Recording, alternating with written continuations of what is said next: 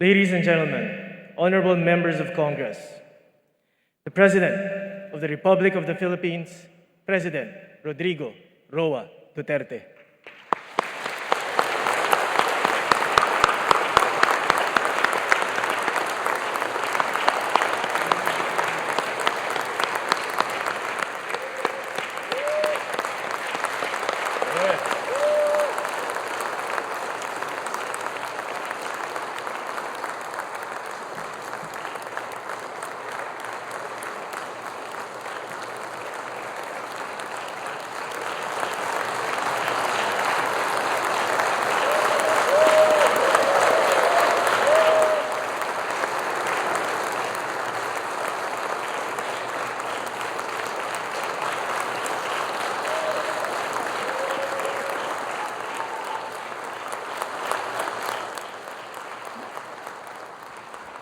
Kindly sit down, please.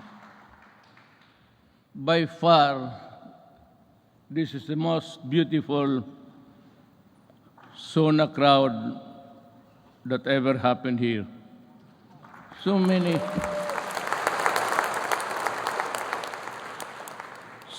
beautiful faces, and you only have to guess when you see the full face of the person. Senate President Vicente Soto III and the honorable members of the Senate, House Speaker Lord Alan J. Velasco, and the honorable members of the House of Representatives, Vice President Maria Leonor Robredo, former Presidents Fidel V. Ramos, Gloria Macapagal Arroyo, Joseph Ejercito Estrada, the Chief Justice Alexander Gismondo, and the Justices of the Supreme Court, Executive Secretary Salvador Medialdia, and the members of the Cabinet, Dean of the Diplomatic Corps, His Excellency Archbishop Charles John Brown, and the distinguished members of the Diplomatic Corps. My fellow government workers, and of course, to my lovely wife, Hanilet, mga mahal kong kababayan,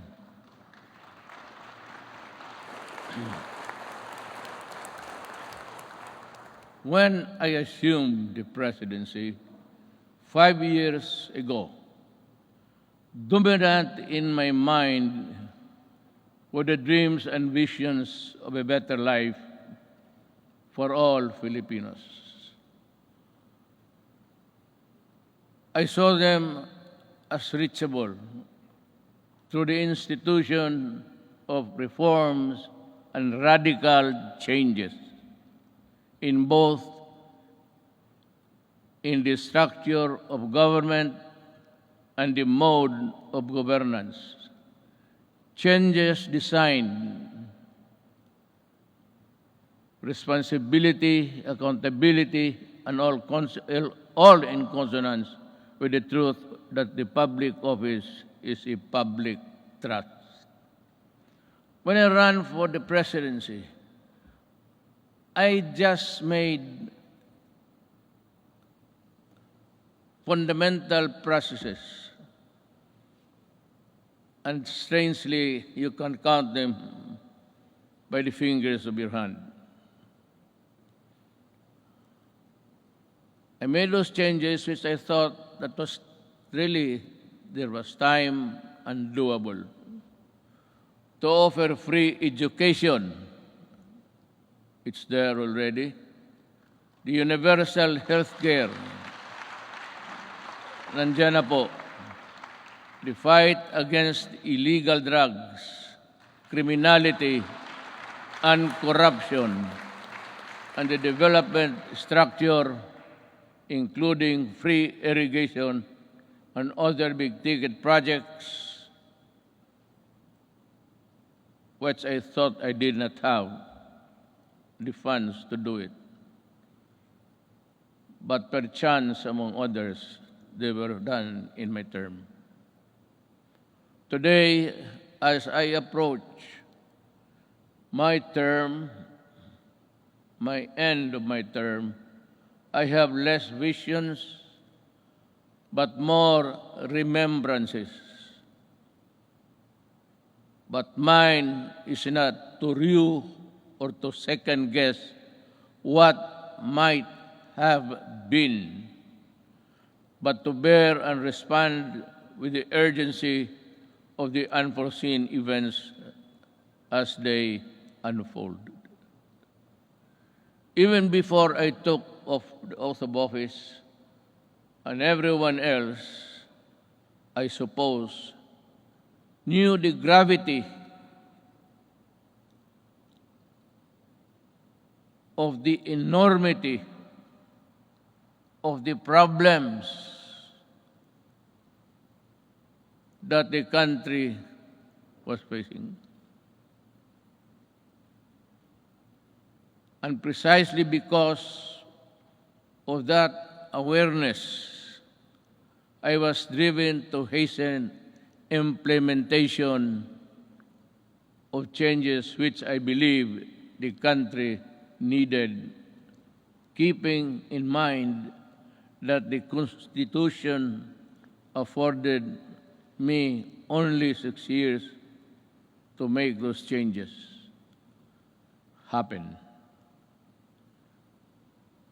Making a difference within the constitutional time frame is what I was up against. But no one gets by legally without warming to the needle's eye of the constitutional imperatives. That is why I cajoled, I shewed, I pushed, and I tangled with men of wealth and influence who were oblivious to the angst and pleas of the weak and impoverished. And for that, I was pilloried to no end. But I did not succumb to the attacks, and neither did I allow criticisms, however intense, dampen my determination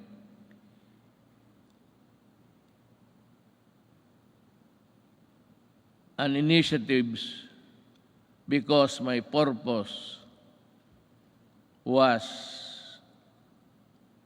pure and unpolluted.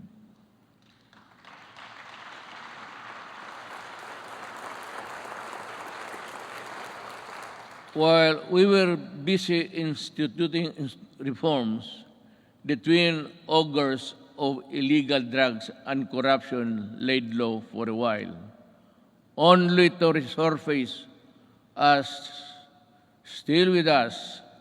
And make no mistake about it, corruption is but another term of stealing people's money, dashing in its wake a nation's goals and aspirations. Due to the brilliant programs and excellent work of our economic managers and the extraordinary cooperation between the executive and legislative branches of government, our economy, with investor confidence, was poised to leapfrog from the company into the company of the world's fastest growing economies until COVID-19 pandemic stalled everything. Be that as it may, allow me this opportunity to extend my personal and the nation's gratitude to all those who selflessly gave their all In the fight against COVID-19, our health workers and other frontliners who risk their own safety.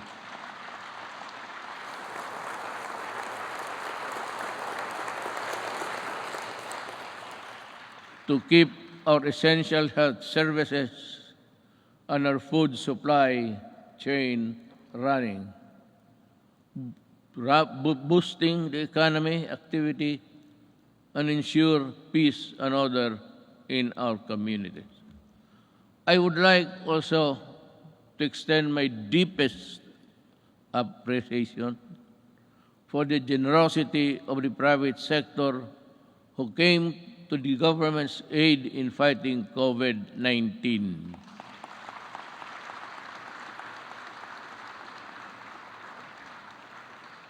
I am profoundly thankful for your sustained assistance to fellow Filipino.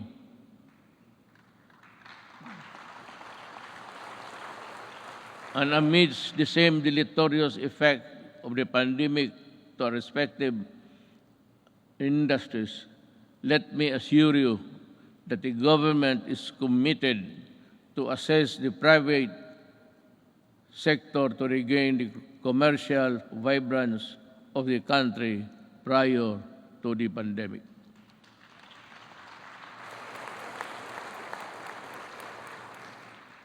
To our local executives, this pandemic pushed you to step up and deliver responsive assistance. I'm glad to have seen you undertake new and heightened responsibility, working doubly hard to protect your constituents. To the international development partners who extended a helping hand amidst the global health emergency, the Philippines remembers your kindness and goodwill with sincere gratitude.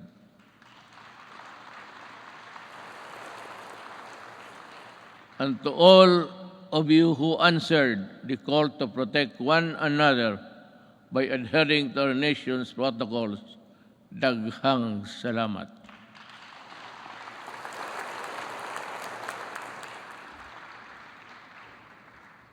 But then, let me ask, perhaps you and to myself, what exactly is the state of the nation today? In the light of the pandemic which has paralyzed business activities and crippled even the strongest world's economies. So, where do we go from here? Looking back to our accomplishments. In my first Sona, I laid down with utmost commitment and resolve the overall direction of my presidency. A comfortable life for all Filipinos anchored on a people-centered approach to development and governance. If I remember correctly,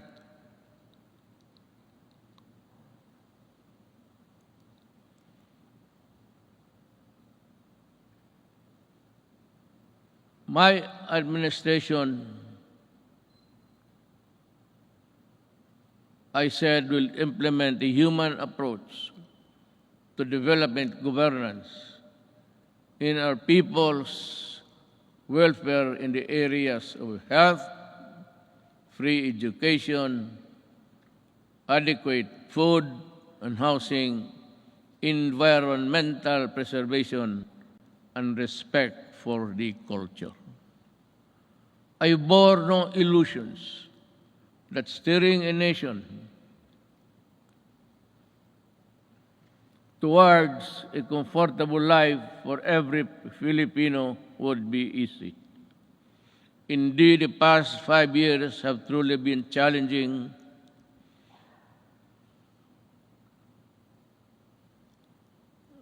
and humbling. I stand here before you today bearing no conceit, but if there is one thing that I could be proud of, is that not once did I waver in doing the unpopular, even if it meant upholding the greatest good for the greatest number.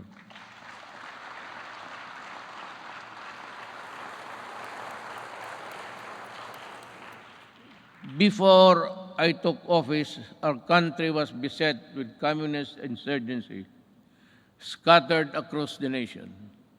A separatist movement that sought to divide us on the basis of religion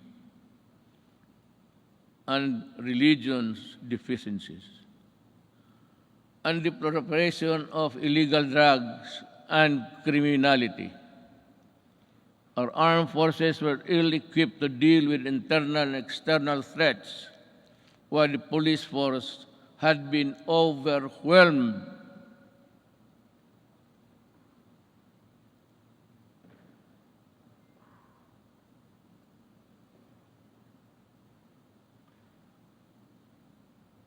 by criminality and the drug trade problem. This is why I made it a priority to strengthen the institution, boost the morale of the men and women of the armed forces of the Philippines and the Philippine National Police and other armed services.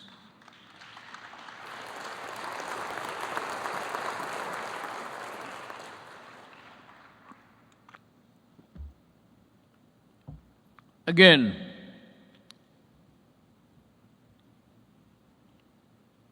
I thank Congress for working with the Executive Department in enhancing capabilities of the AFP and PNP through our modernization program. In 2018, we raised the salaries of our military and uniformed policemen and personnel to a level commensurate to the critical role they play in upholding national security and maintaining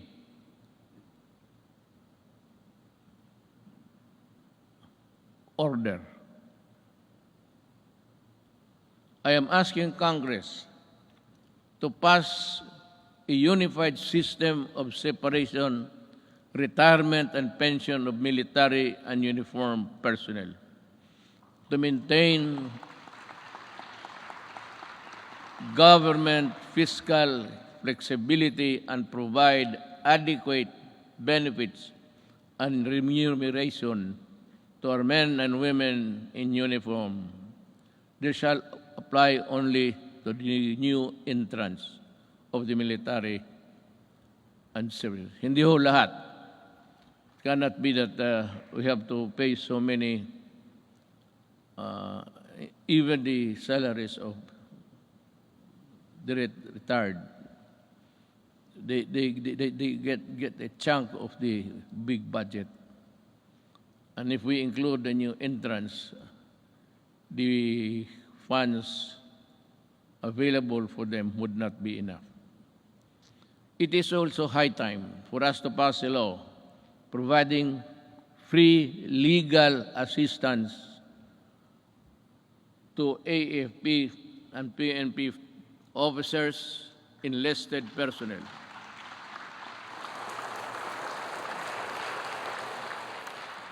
To help them from charges arising from incidents related to the performance of official duty.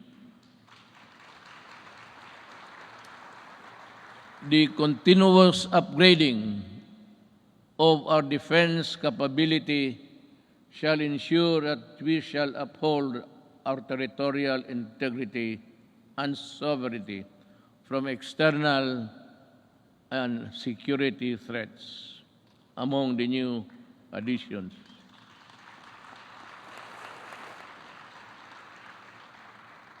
We welcome the country's 2 missile-capable warships to enable us to protect our seas by providing them with necessary equipment, by enhancing their professional capabilities, and looking after the families of the soldiers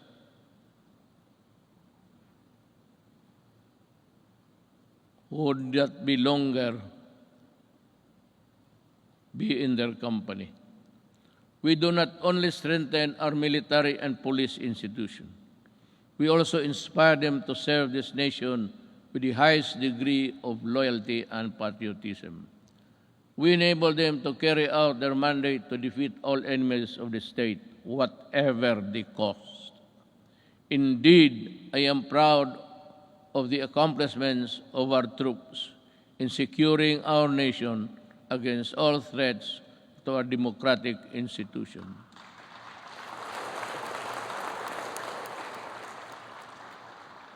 But peace must be realized.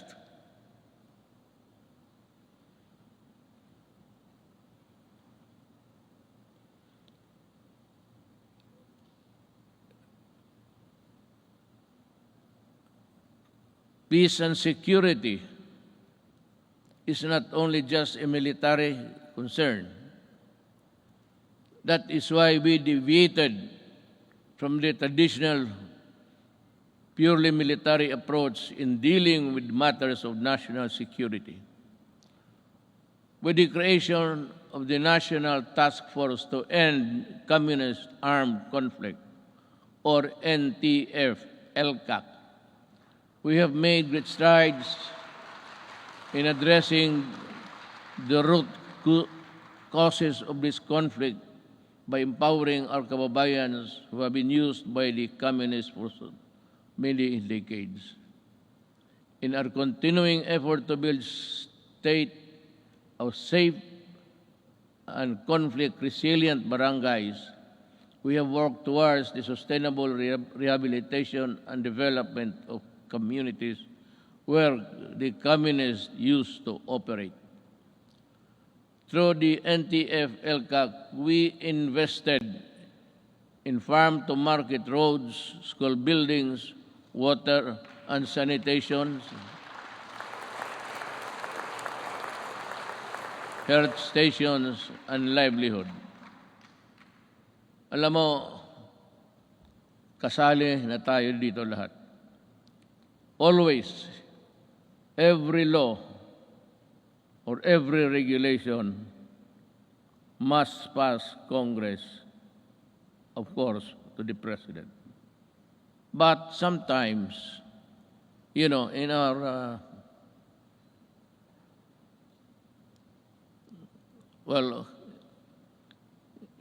in the performance of our duties, we encounter the not so nice of confronting each other. But because of these interventions, more than 17 former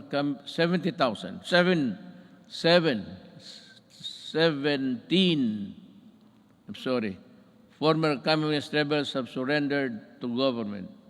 They have returned to the folds of the law and are happily reintegrating programs or their local eclipse.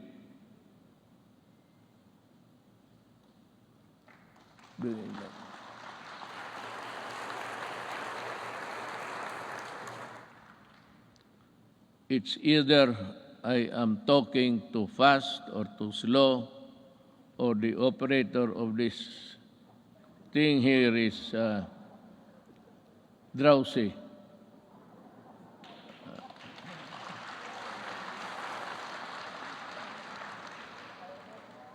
Maybe because I had so many ad-libs along the way. Marami akong akin lang. Kaya yung nahinto ako when I stop and I process something in my the gray matter between my ears, hindi humahabol o hindi alam ng operator. Hindi bale, ma'am, mahal pa rin kita.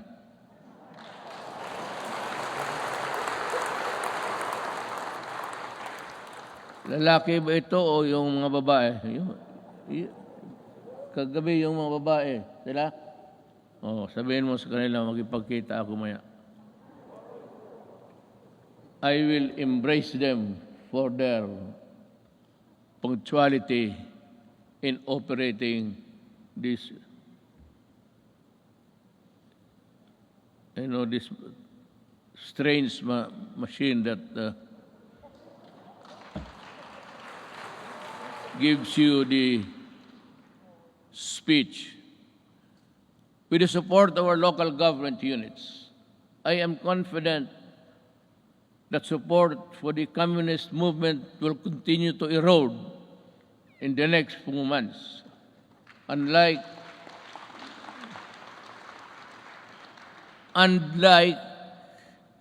the decades-old Moro rebellion in Mindanao, we also bring an end to the armed struggle of the communists once and for all.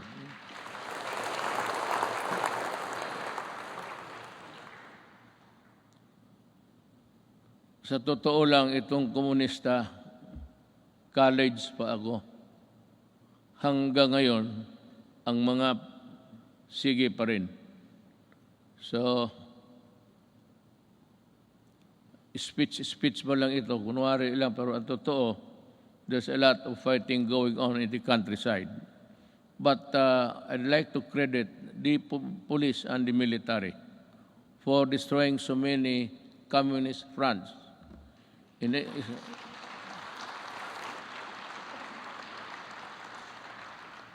think they have destroyed more than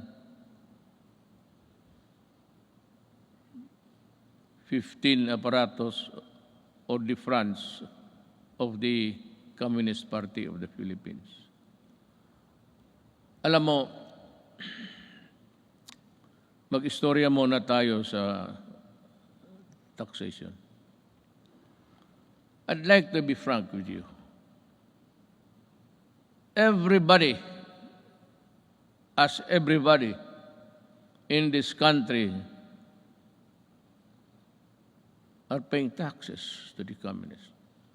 The Communist Party earns billions, but pass on a little to their fighting men who die for an ideology that is so rotten and corrupt. They themselves are pocketing the money, and their children are studying in Europe and in other places, which I think none of you here can finance such journey. Yan ang masakit dito. They collect taxes, support season in Netherlands, and they do nothing but bad-mouth government and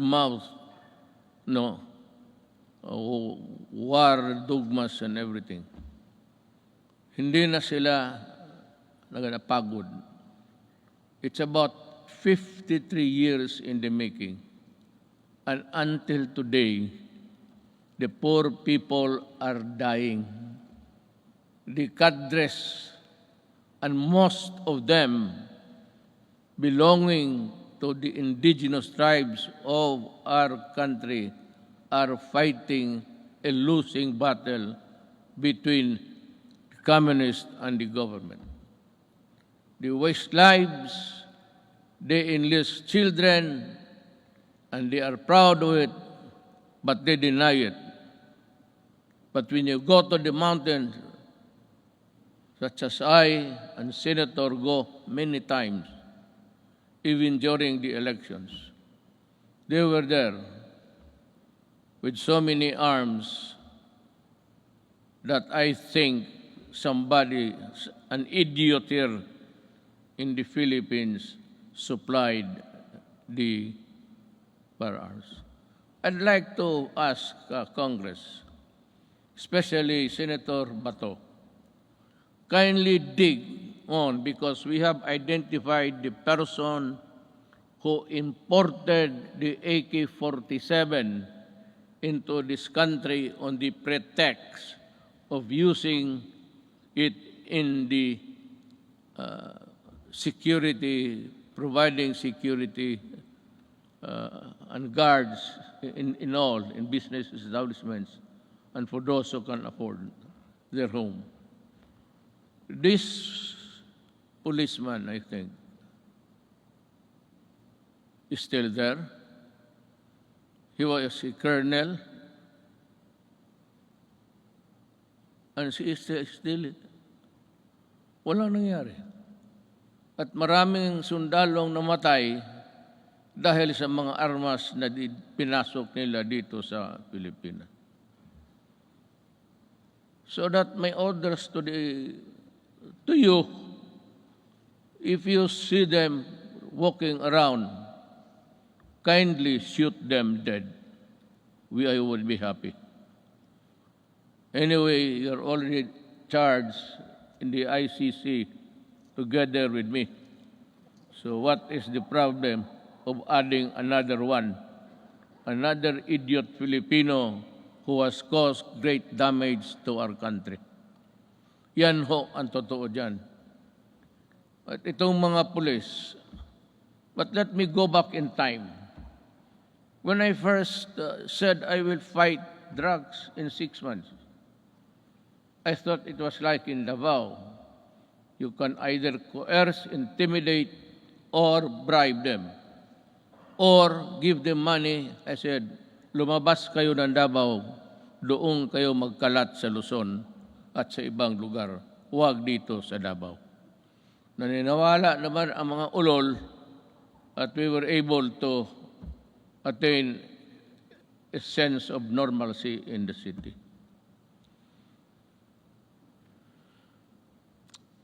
Yun ho ang totoo. There are people charged with corruption and even going to prison for just maybe not telling the truth in their assets and liabilities. Nakukulong. Itong mga pulis were doing their thing, their drugs. They were the manufacturers and they were the distributor of drugs. When I became president, I asked De La Rosa. He was the chief of police of my city. I promoted him direct to being PNP chief. 4-star na kaagad, automatic. But I told him and the others, look for the enemies. Look for where they are. And if you find them, destroy the apparatus. Destroy all, from the manufacturers to the peddlers, because we are fighting a drug war that was being participated in the business by 9 generals of the PNP. Kaya yan ang sakit sa loob ko. I did not know that I was fighting my own government. Customs and everyone else were facilitating the importation of drugs. And one importation, as you can see it every night on TV, the police now sees about almost $1 billion worth of drugs every day. And if you look at the 888, there are about 1,000 Filipinos arrested every day by the police in connection with drug trafficking. And that is why I go crazy looking at the situation. They are still around. We do not have the laboratories now because nawala na sila. At itong naiwan ngayon are doing the importation. The citizens of another country cook their shabu in their tawag ditong in their tugboat or something, and they threw out the product contained in the plastic bags and with the GPS attached to the contraband so that the importers here could find them easily. That is how we are fighting, almost losing a battle against drugs. And now, the Sinalosa gangsters of Mexico and the triad of Laos in that area. They are busy cooking, and we have the Filipinos here with nothing in their mind except to destroy a nation, distributes them. That is what I said. I've been asked the question, and several times I gave the answer. I am a Filipino, and I love my country. I do not want my country in disarray because of drugs. I do not want families break up and become dysfunctional. Yun ang masakit sa akin. If you want to destroy a family, look for a way of the member or a resident of that family home. Biglang mo na droga. Pag nandyan na yung droga at they are hooked, and that is the end. Sometimes families are separated because of drugs, becomes dysfunctional, at yung mga masawa magpunta doon sa abroad, ika nga, to look for jobs. And you know, in the Middle East, I am not attributing it to any particular country, but there are tribes in the Middle East who are employing our Filipino citizens, and they are uniform. Everybody who comes here home asks them how many hours of sleep they have. They said it's only 3 to 4 hours. And the food is hagwas. And the sacrifice because they send money to the families back home. And thinking all the time that the money was spent usefully, only to realize when she comes home that that family has already dispersed to nowhere. Bakit yan? Because itong mga durugista sa baba, itong peddlers, itong basurero, tawag, it's street lingo, they look for families na may mga nanay, tatay nagtrabaho, ang tatay or nanay nagtatrabaho sa abroad. And to think na iniiwan nila ang mga anak nila kung saan-saan na lang, to their neighbors, at the tender age of 3 to 4, 5, it breaks your heart. Iiwan lang nila sa kapitbahay kung walang mga relatives. And then, when they come back 4 years after, they now realize that their young sons and daughters have gone into prostitution because of drugs. And their boys or their male are nowhere to be found and into the drug business also. Yun ang pinakamasakit.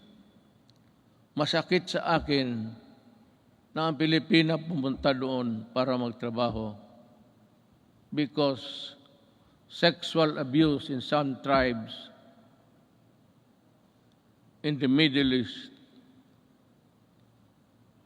have this notion that if you are a slave or you are a paid person working for them, sexual abuse becomes part of the territory. Kaya dyan ako pumuputok at nakakita ko yung mga pamilya na sira.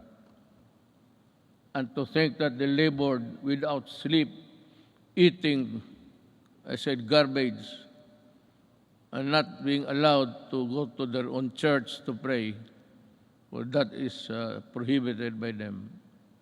And we have been, just because of their money that they get, we just look the other way around, but still being, bothered every night and day. What will happen to the next succeeding group of. That is why I have in this speech, I talk about slavery. Pero yan, magprangka ako I will never deny, and the ICC can record it.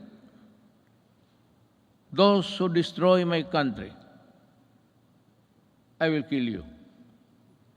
And those who destroy the young people of our country, I will kill you.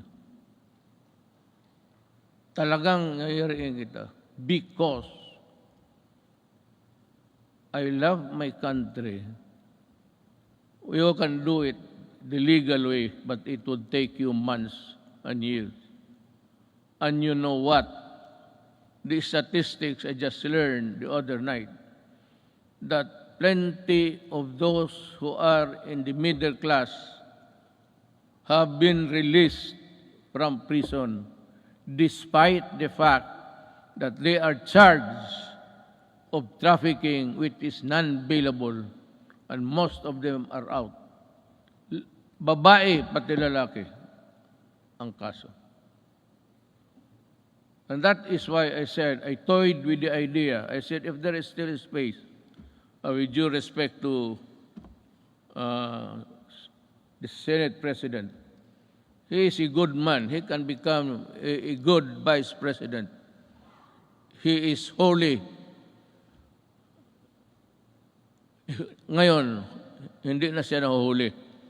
Noon, huling-huli siya. But with due respect to Senator Soto, who's also running for the Vice Presidency, he is a capable man, a good man, and a Filipino.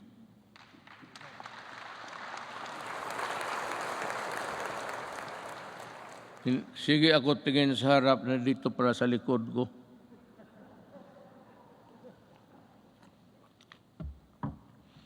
You know, when you are old, I've been in politics, mayor for 23 years, 5 years as a congressman dito. I work here. And 4 years working as vice mayor for my daughter, Sarah. And the presidency. I have been in politics almost 23 plus 4, plus 4. Almost 40. Kaya hindi ko na malaman ang seat arrangement dito. Hindi ko alam na noon pa ang mga Senate President pati. Butit na lang hindi ko sinali si Velasco. Baka hindi na ako makabalik doon maya. Dibale, diretso na ako uwi. I have said many times before, the bloodshed caused by the separatist movement in Mindanao is all about correcting the historical injustice suffered by the Moro people. Since the period of colonialization, with the help of Congress, we were able to pass the organic law for the Bangsamoro Autonomous Region in Muslim Mindanao.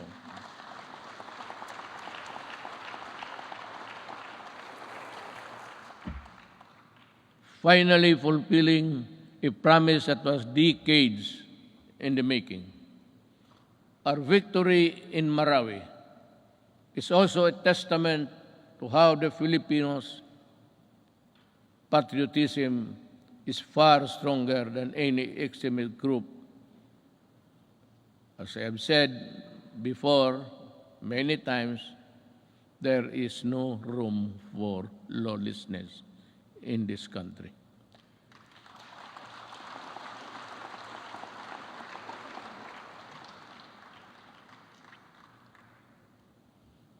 Rebuilding a better Marawi remains today still not completed. To Task Force Bangon Marawi, we need to race against time, and you have to finish the necessary work for to rehabilitate the war-torn city and bring back its families back home. Now, let me talk again about the drugs. I was just ahead because I was talking something else. Nag-segue ako. While we have made great strides in ending rebellion and insurgency in various parts of the country, we still have a long way in our fight against the proliferation of drugs. This problem has hounded our country for several decades, destroying families and degrading the moral fiber of our society. When the assumed office, I committed to end this problem at the soonest possible time. We launched an unprecedented war against illegal drugs and to destroy their apparatus. That permitted every level and sector of society.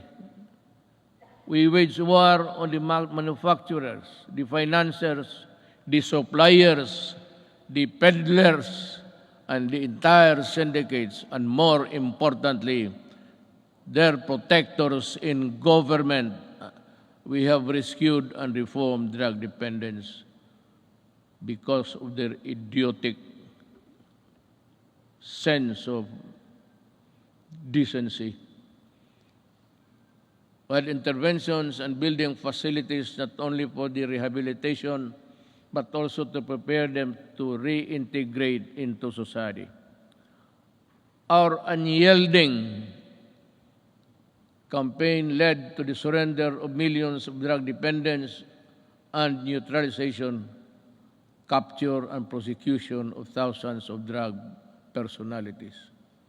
The dismantling of illegal drugs and syndicates and the drug laboratories, the extensive drug communities down to the barangay level, and the cutting of narco politics. You know, allow me a little bit of your time. Wala naman siguro kayong lakad ngayon. Unless you want to, unless you have this appointment with, I'm sure hindi babae yan. That would be a sexist statement. Kung nagmamadali talaga, halos tumatakbo, babae yan. Kung naglalakad lang na natural, medyo less important yan. Ganon yan. Pero dito wala. I'm not making any success. I'm just saying the truth. What is the truth? It's there for all to see. Let me talk about our quest for infrastructure development. 5 years ago, the first thing I made sure was to increase our infrastructure spending to an average of 5% of the country's GDP. This is significantly higher than infrastructure spending of each and past 4 administrations. Thanks to the comprehensive tax reform program that enabled us to fund critical infrastructure projects, today we can see the tangible results all around. MRT-3, with its frequent breakdowns and unloading of passengers mid-rail, was a horror. That was for the daily commuters to endure in the past. Now, MRT-3 no longer unloads passengers but to their destinations. The waiting time between trains had been significantly reduced to 10 trains running at only 30 kilometers per hour before. Now MRT runs 23 trains at 60 kilometers per hour.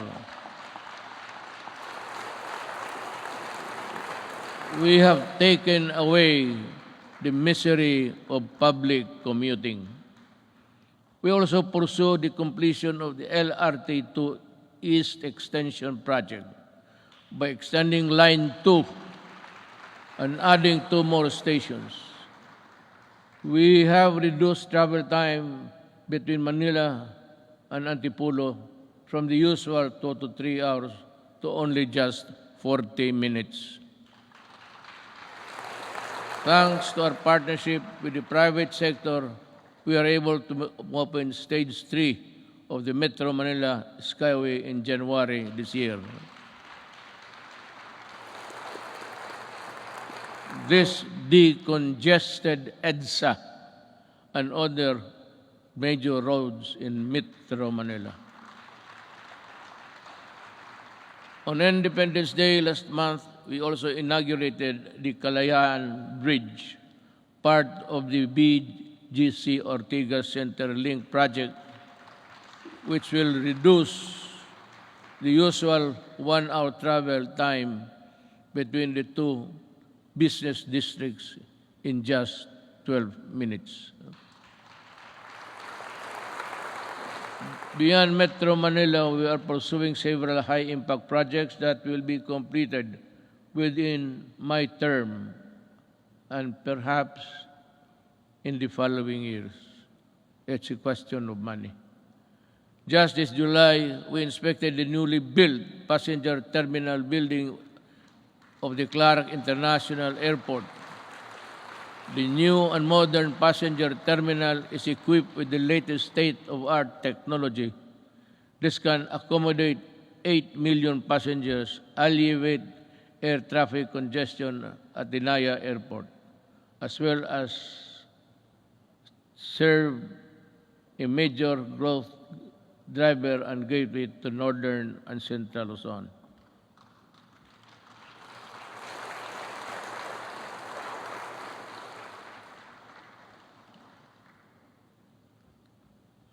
Madali man ang magpakpak, ang basa ang mahirap.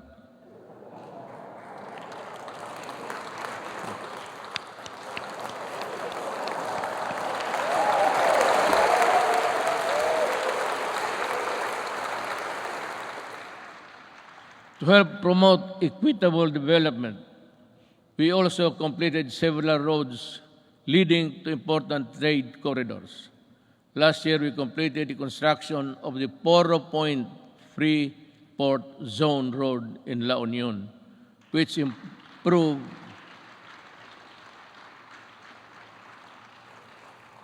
Nakita na ninyo yan? Wala. Sige lang, pakpak. You don't even have a picture of what I'm talking about, I'm sure. To improve access to prime spots for investment tourism in the Poro Point area. We also completed the junction Lanao-Pagadian Zamboanga City Road, which will provide easier access to farms and easily transport their agricultural products at low cost and in great quantities to industries and economic zones located in Diplahan, Zamboanga, Sibugay.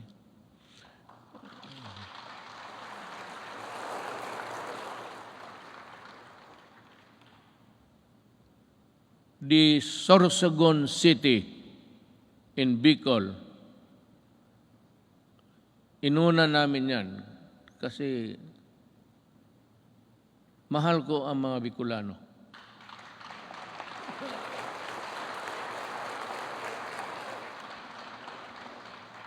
Pangangatawan ninyo yung pakpak ninyo, ha?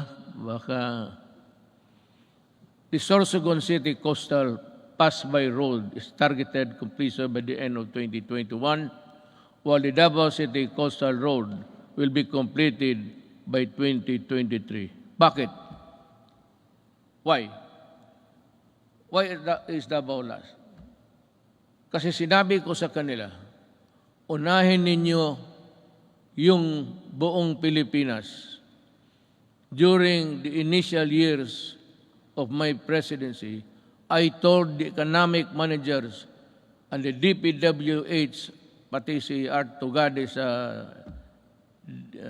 transportation, unahin ninyo ang Luzon at ibang areas sa Mindanao. Do not look into the political entrails of this city and other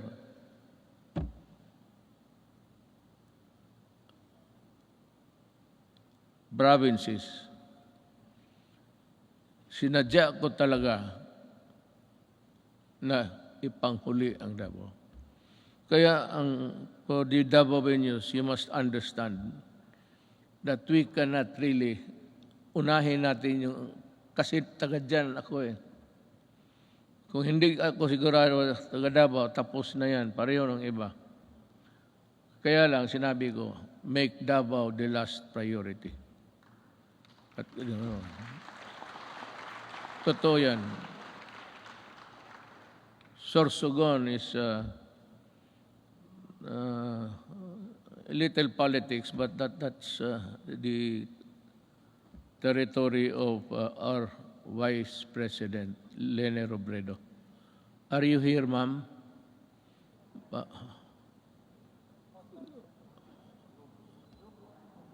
Zoom. Meron ho kayong Sorsogon at iba pa. We have inaugurated new highways and roads and skyways. We have bought new trains, and these are a testament that we have greatly eased the grueling experience of traveling and commuting.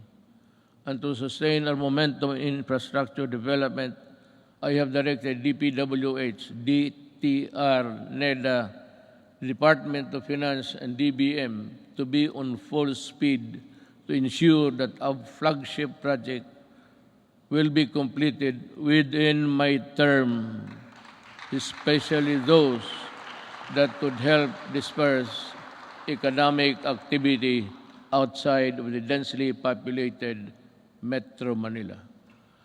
I thus earnestly call upon our LGU and private sector partners to help us speed and go for the earliest realization towards our flagship project, infrastructure, and others. Let me dwell about governance. As we improve the connectivity, we work towards greater convenience for our travelers.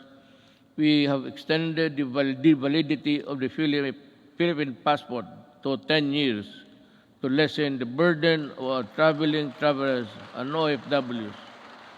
We have also gone beyond merely addressing the 3 million backlog of the driver's licenses in 2016. We also extended for the new cards the validity of the driver's license to 5 years, and addedly, we shall begin the issuance of these driver's licenses within 10 years, which would be good for 10 years if there is no traffic violation. So, punta ka doon sa LTO, maybe you have a good sight. Merong ano yan eh. I think there's an examination there somewhere to test your ability to drive safely. And you go back 10 years after, and you think that you still have the good sight, and your reflexes are still good. 10 years, maraming banggaan yan. Sigurado ako. You know, after 10 years, after 5, there should be a stricter measure to issue the 10 years validity of a driver's license by imposing stringent requirements to test the essential functions of eyesight, then the hearing. Yung iba, hindi na nakakarinig ng serbato eh. And so, I have to, 10 years is too long. So I like it. It's good. But we should have, as I said, in 5 years, we should go there for a medical makeover. Tingnan lang kung kaya pa.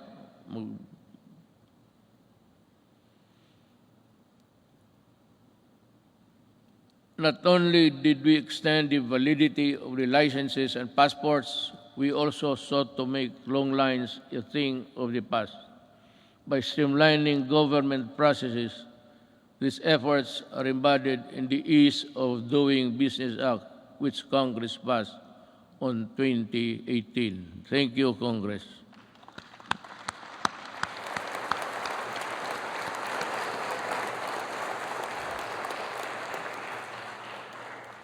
Sa inyo yun. Ako ang nagpirma pala. Ako nag-execute. Pakpak rin kayo.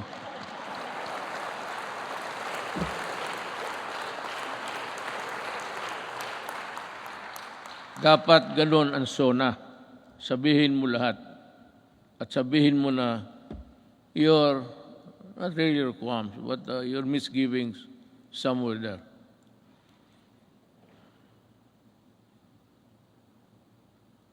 Transactions will be further streamlined with the rollout of the Philippine Identification System, or the PHILSI, to the Philippine Identification System Act. With this, we hope to facilitate the better access, better services and access for all Filipinos, even in the far-flung areas. I want to say something about this, but I'm taking too long, We also ensured the modification of the salary schedule for civilian government personnel through the Salary Standardization Law 5. A necessary measure for our civil servants to recognize their work and accomplishment, as well as a gesture of gratitude and goodwill. We have this legacy, and we hope to pass on this establishment of central business portal, single site, and for all business-related transactions, such as securing business permits, licenses, and clearances, on launch earlier this year. It shall be elevated our global standing in doing business arena and improve our country's competitiveness. Alam mo ito, yung queuing. When I was a mayor, I don't know, but maybe a legislator or a senator or a congressman, well, not really that he's higher than the others. But kung dumaan ka as a local government employee worker, just like me, for 23 years, itong queuing, matagal ko na ito. In Davao, ang passport issuances na doon sa likod ng SM. Isang gabi, nagmotor ako, nakita ko yung mga paa sa simento. So I was thinking, ano nangyari dito? So nagbaba ako, sabi ko, bakit dito kayo natutulog? Sabi nila, you know, Mayor, ang pagbukas niyan, kailangan nakapila na kami. Pag hindi, sunod, ibang araw na naman kami. So, I called for the chief of office. And I said, look, I may not be the person above you supervising, but make sure that this thing will not happen tomorrow. As in tomorrow. Tapos tinawagan ko ang itong sabi ko, why don't you give cards? Kung marami sila paglinya, may maglakad na martial, ito, ikaw bukas, at 4 p.m. So you have to study the time and motion of people doing work. Sabi ko, ayaw ko dito sa Davao. Because Davao, Mindanao, nasa Davao ang ang issuances ng passport. So ngayon, pagka-presidente ko, sabi ko, ayaw ko nang makita yan. Not during my time. Not during my time. Maghanap ka ng ibang panahon. Ayusin ninyo yan. I do not want people queuing under the heat of the sun and rain. Kaya, sabi ko, di magbigay kayo ng card. They should go to one window, magkuha kayo kung kailan sila makabalik. So divide, I said, study your time and the motion of, the process of. And dito nangyari na because I insisted. Today there is no more queuing, especially in the National Office, Statistics Office. Nakita ko. Talagang sabi ko na,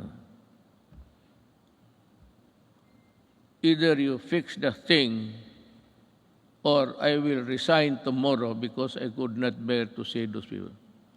Hindi sa panahon ko. Kung hindi ko madala, hindi ko man kayo mapatay, hindi ko kayo mabugbog. Ako ang alis sa gobyerno. Sabi ko, ayusin ninyo yan. Hindi ko gustong makita yan. Since 2016, the Office of the President has issued 138 executive orders, 43 administrative orders, 86 memorandum circulars, 52 memorandum orders, and 1,038 proclamations. These issuances have been integral guideposts government administration and development agenda. The Office of the President has demonstrated careful stewardship of the power by initiating reforms. We upgraded and improved the system and processes to ensure that it can provide the best service to the institution of the presidency and the offices under it, ultimately to the Filipino people. To further promote transparency and accountability in government, we also issued the Order of the Freedom of Information and opens the records of transaction decision issuances of all government agencies. In relation to this, we have also Presidential Anti-Corrupt Commission that is tasked to run after corrupt and erring government officials and bring them to justice. Alam mo, I don't know if you perhaps have come to know about this. I have yung pastillas sa airport. There were 43 personnel involved. I fired them all. Talagang binaalis ko sa gobyerno. Nagbalot mga ako ng pera sa pastillas. Sabi ko magbalot ka, lagyan mo ng pera. Kaya ito ang ipakain ko sa kanila. Tinawag ko, 43 of them from the immigration. Mabutit na lang nandyan si Justice Secretary Guevara. So, that prevented me from doing it because kung hindi siya dumating, and I never expected him to be there, bigyan ko isa't isa yung papel at ipakain ko talaga yung pera sa kanila. Gusto mo ng pera, kainin mo. That is the best way of... Then you fire them. Customs 73 plus 42, and every day you have we have dismissed about 200 government personnel. But some I did not allow the publication because may mga pamilya eh. So of late yung sabi nila na wag na lang kasi nasasaktan yung mga... So ngayon wala na. I have stopped it. But there is no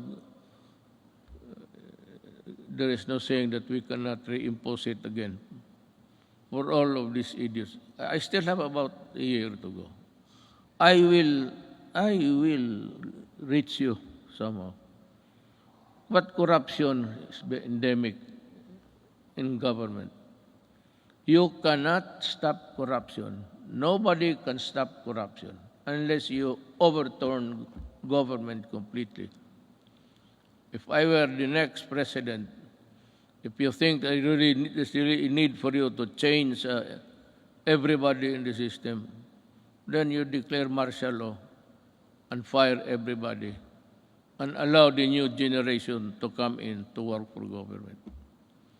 Kung hindi mo ganunin, walang mangyari. Nandyan, it's in the system. Kagaya ng drugs. Sino ba naman niwala na 9 generals sa police were into trafficking of drugs? And because they are policemen, the charges simply just, disappeared. Because the prosecution, the investigation, which form part of the vital documents in court, nobody was investigating because they are also policemen. Kaya yan kahirap ang Kaya gusto mo, itong mga to, talagang the only way to do it, just call them and say, look for another job. Don't.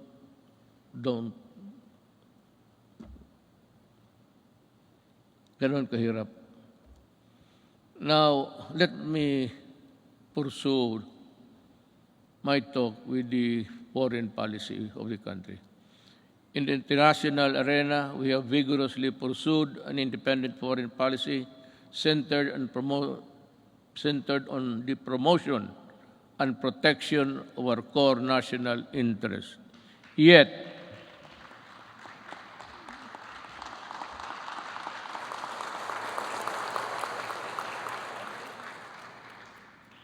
sigurado kayo sa pinakpakan ninyo?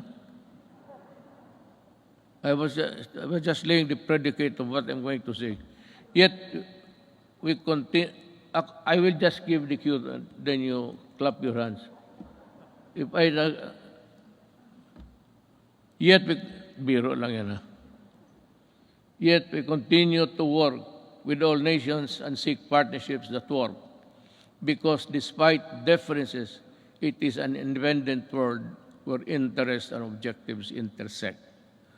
Now, partners heretofore silent for equivocal reasons have expressed their principled positions that echo our own, that disputes and contested areas, the majesty of the law must prevail, and this is most welcome.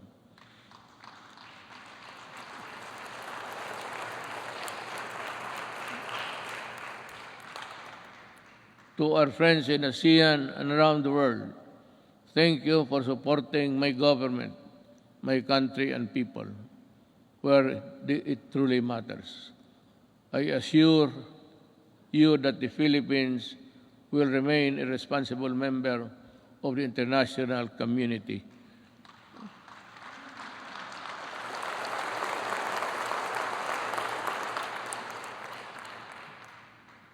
And we will work with you to achieve our shared objectives. But make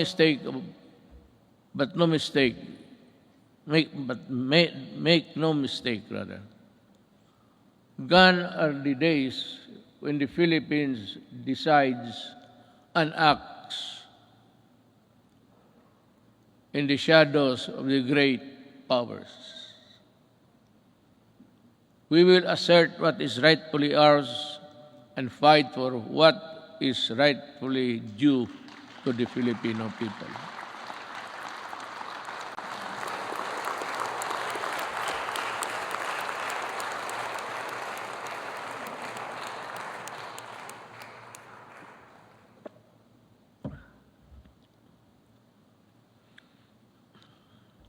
We do not have any Sona every day. Now is as good as any other time to just let it out from puso mo. This is why we sent back container vans of garbage, because our country is not a dump site.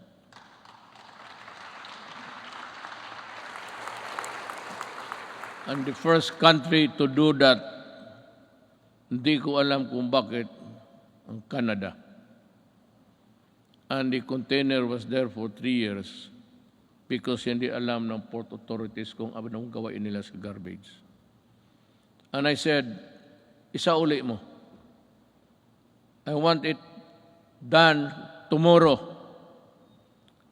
Those containers must be out of our country.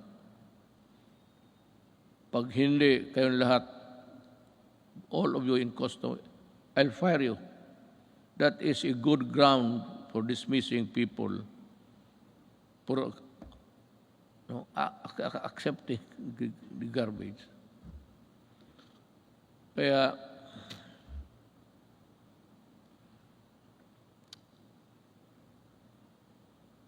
may isa pa. Pero let you in this story.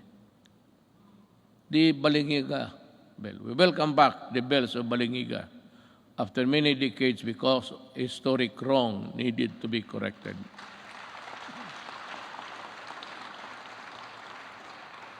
The deal was, I would say, I am in bad faith. Sigurado yan. I will admit it. But this is the real story. The Americans, former soldiers, war veterans, went to see me, I think it was in Aguinaldo, and some military men. And in no uncertain terms, they said that you have been invited by Trump to go to America. Have you decided to go there? I said, no. Why?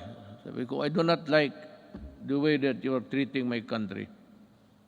Why? I said, for one, and there was the clamor now of Balingiga.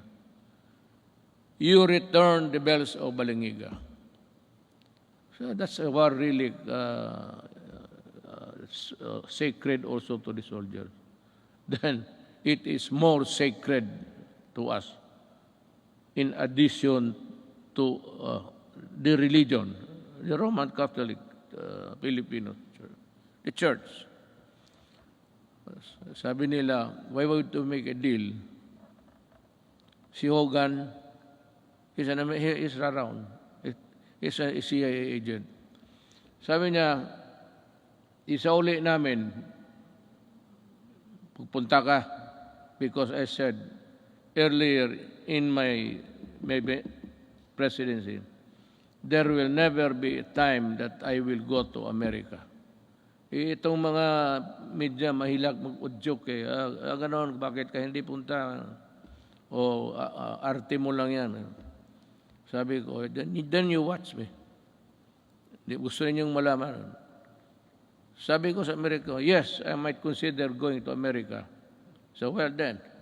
O sabi ko, work on it. Ano in just 2 months' time, they told me that the ship carrying the Balangiga bells are on their way to deliver it to Quezon.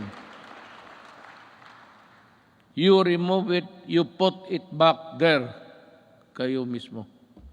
So tulong-tulong sila doon, nabalik na.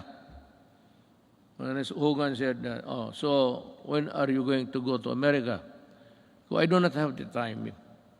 But I will go there. Nung malapit na, hindi na talaga ako pumunta. Well, how about your promise? Well, I lost time to do it. I cannot do it now. Pero talaga, in my mind, and the Americans might know it, there was never in my mind a trip to America. Ngayong Balingiga, sabi ko, you massacred one barangay, baryo noon, women and children and all. Pinatay nila lahat. Because that bell, Balingiga, was used to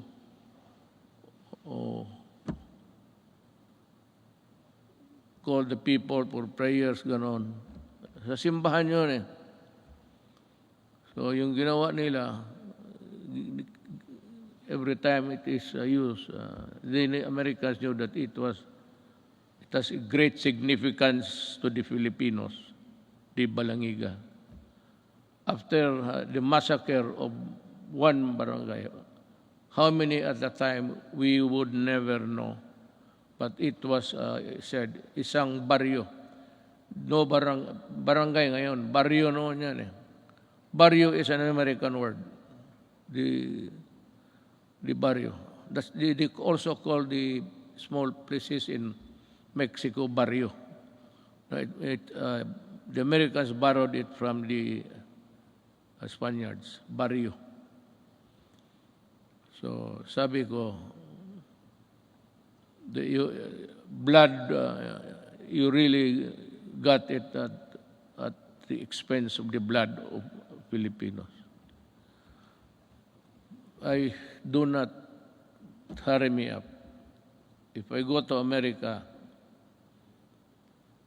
it will be in my own time. Pero actually, wala ako. I have not been to America for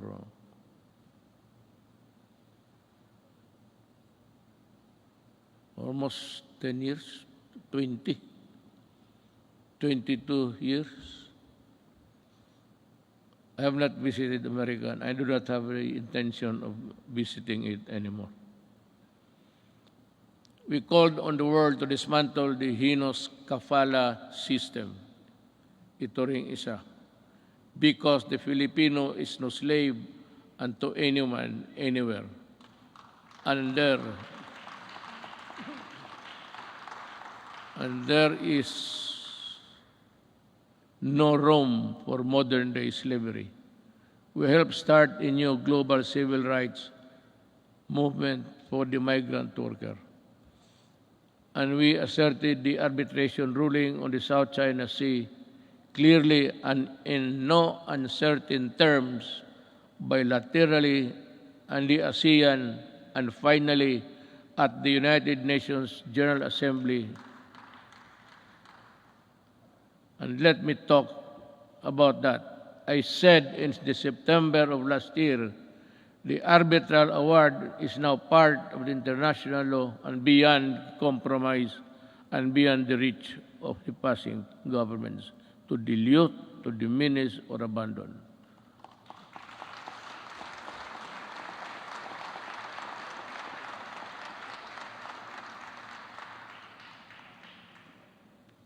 That is the problem.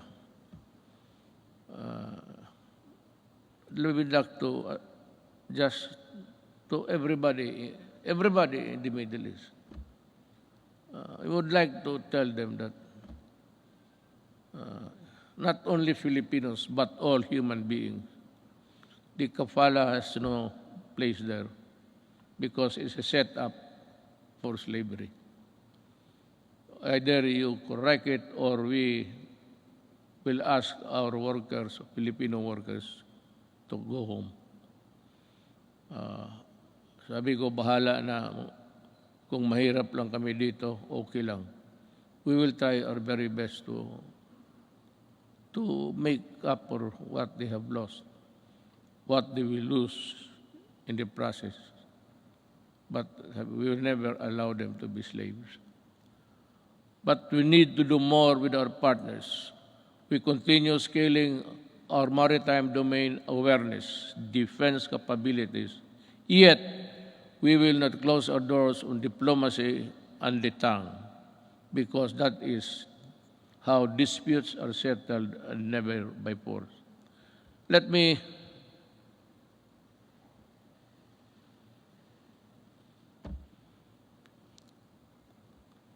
alam mo, I respect the opinion. You should be aware by now of how I talk, especially on matters of crucial matters that involves the country. Ito bang arbitral ruling? I've said it I think in the later part of the speech. I said that what's your problem in the arbitral ruling? America and some Filipinos, brilliant Filipinos, I would say, keep on pushing for something which I really do not know. I have made a speech before the UN. Nakasump lang rin, nandito lang ako. Hindi ako pumunta doon. But in that speech, I laid down the bare, sabi ko, ng ating administrasyon. Ano pa ang gusto ninyo? What will I do with a document that is not bind China because they were never a part of that arbitration? There was really no arbitration at all because it was only the Philippine side was served. Well and good. But ito ngayon, that there is the arbitral ruling, you know, I do not want to insult these people pushing me for something more than what I can handle. At anong gusto nila makipagira? Do something. What do something? Do you want war against China? Well, I'll tell you, even on the coast beach of Palawan, before you can take off, the missile of China would be there in about 5 or 10 minutes. It would be a massacre if I go and fight a war now. We are not yet a competent and able enemy of the other side. So what I did was I was just being nice to them. But for some people to say that I was helped by China in being president, these idiots, really. I will never do that. Hindi na bali ako, hindi ma-presidente, hindi talaga gagawin yan. To be, what? Receiving money from China to buy votes? They say that they help. Maybe in some Chinese communities, the gossip going around was that support Duterte. But the whole of the Chinese community in the Philippines went for me. Why? Kasi sa Davao nung mayor ako, ni minsan hindi ako tumatanggap baski Christmas gift. Dito dito sa Maynila, presidente ako ngayon. Maraming nagpadala ng baril, kung ano diyan, gobs. Sabi ko, isauli mo yan. Yung mga relo, itong aking relo, it's IWC. This is only 300,000. But the patik that has come way me, sinauli ko talaga, return it. O pag hindi, itapon mo sa Pasig sa harapan nila. Hindi ako tinulungan ng China. Nag-usap kami ng China civilly, but after election. And after election, I was a good friend of presidency. Until now, when the pandemic struck, the first country I called for help was China. President Xi, sabi ko, President, we have no vaccination program here because we do not have the vaccines. We have not been able to invent one. We might have a hard time. He said, no, it's okay, we'll send you. And he sent us, I donated about 1,500,000 of vaccines.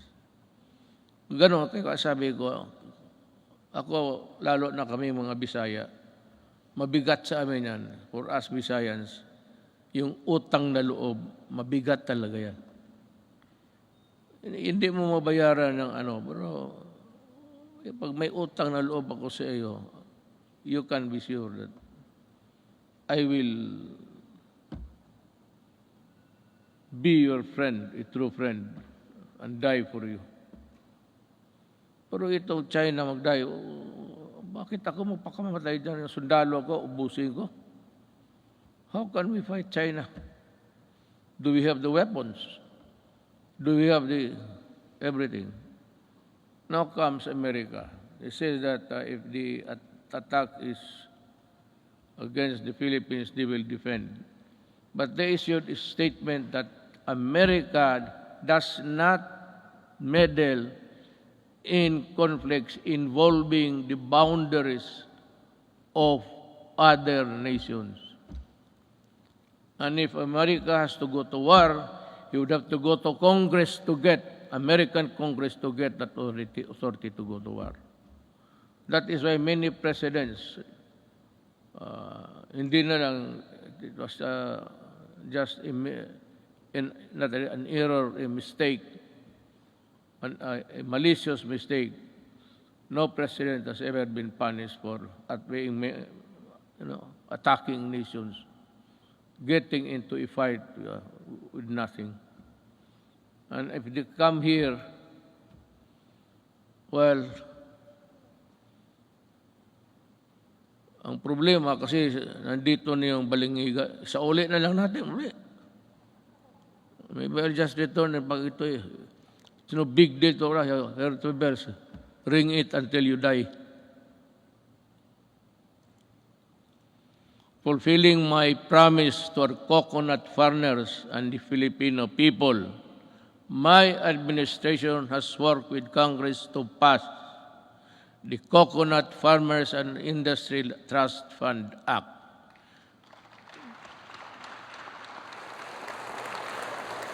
We have returned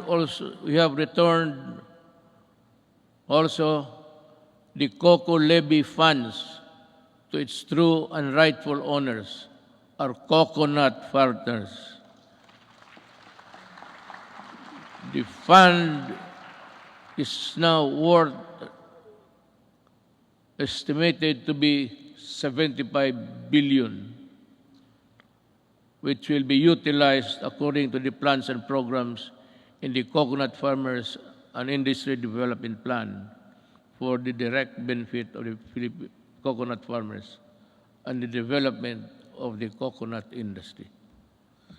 In our effort to ensure that food is within reach to every Filipino family, we work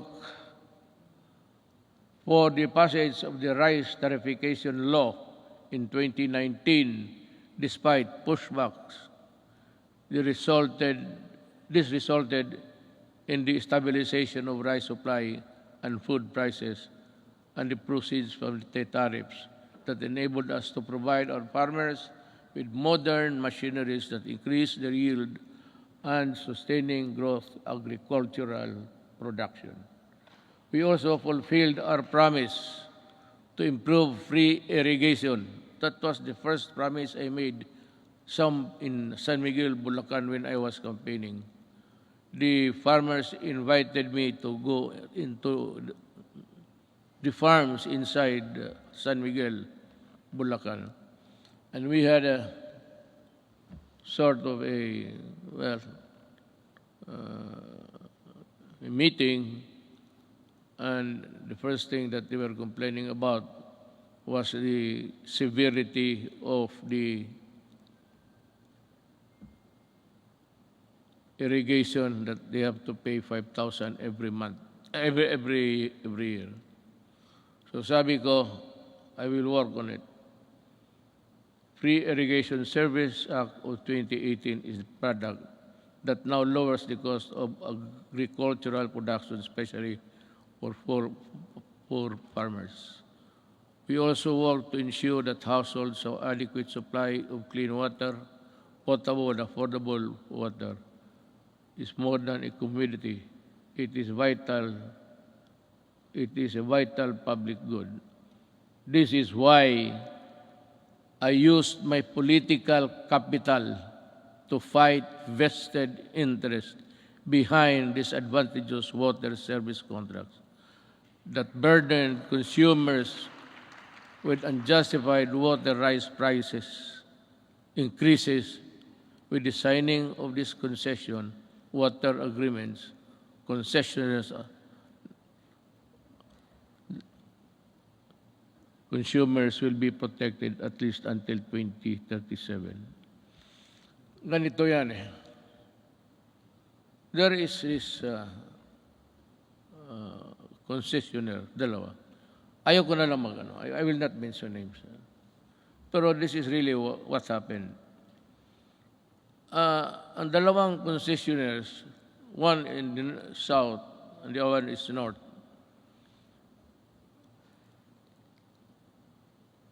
as the rich cartel dito sa Southeast Asia, ang kinakapture nila ang electricity pati tubig. Dito sa tubig, in this contract with water concessionaires, we made so many concessions that really, sabi ko, if you look at the contract and look at the anti-graft law, talagang it's all anti-graft. All of the sentences, even the period, and question mark there. Bakit? Sila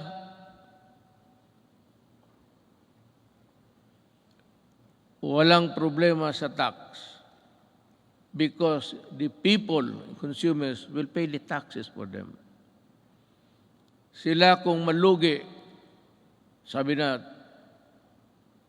hindi nila kasalanan, and we can think of it through not of their own fault, sabi doon, bayaran natin sila malugi. We pay for the tax corporation nila. At sila ang mag-decide kung i-increase nila o i-decrease nila ang water prices.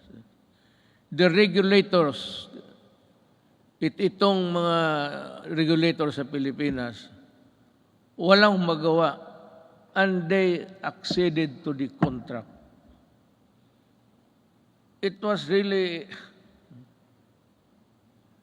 I do not know how to put it. Kaya ako nag-pardon, di ba nagmura ako? Sabi ko, biro mo kung malugi sila, babayaran pa natin. Tayo ang corporate tax nila. Tayo ang magbayad.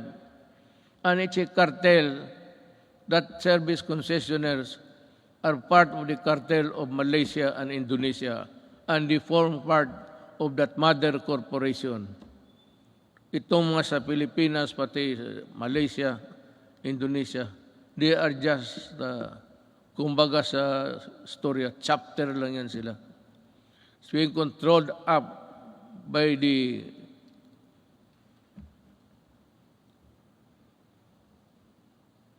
kaya sabi ko, wala ito. I told them, I told Dominguez, tell them that I am no longer honoring the contract. Meron pa doon, payment of itong tax, water treatment plant to be constructed in the Harrison Plaza site. Yun ang pinirmahan natin. So, 1997 up to the present, or up to the month that I blew my top, nagbabayad, ewan ko kung ngayon nagbabayad, there's a, sa water bills ninyo, for enhancement of quality water. Ang ibig sabihin, water treatment. And they were collecting since 1997. So until now, how much of the Filipinos' money are with them for nothing, not even for a song? Kaya ako, if there is something, hindi naman proud, but if there is something someday that my children will say, what have you done for my country? Sabihin ko, sila. Talagang inupakan ko sila. Sabi ko, ayaw ninyo? You do not want it? Well, okay. I will just confiscate your system and call the military to operate it. I will exercise the eminent domain and expropriate all of your assets here. Kasi gagawin ko.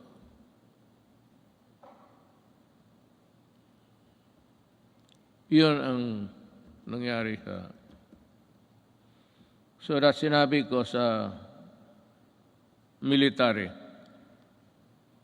in one of our meetings immediately after that incident, I said, if I do not make it to the finish line, kindly, look kindly at the Filipino at tanungin ninyo kung ano na ang nangyari sa kanila. Yang tubig na yan. Now there is a new contract. I have not yet, I have to thoroughly digest it inside. I have to absorb it, every word of it, that the Filipino is protected. Pag nandyan na yan, then I will sign. But I will not forget. I'm telling them, the crime is there already. And any Filipino who would want to go after you can. Sabi ko. I will not free you. I will not, there's no waiver in you. I will never allow that. Just make a new contract. Just realize every day that I can call you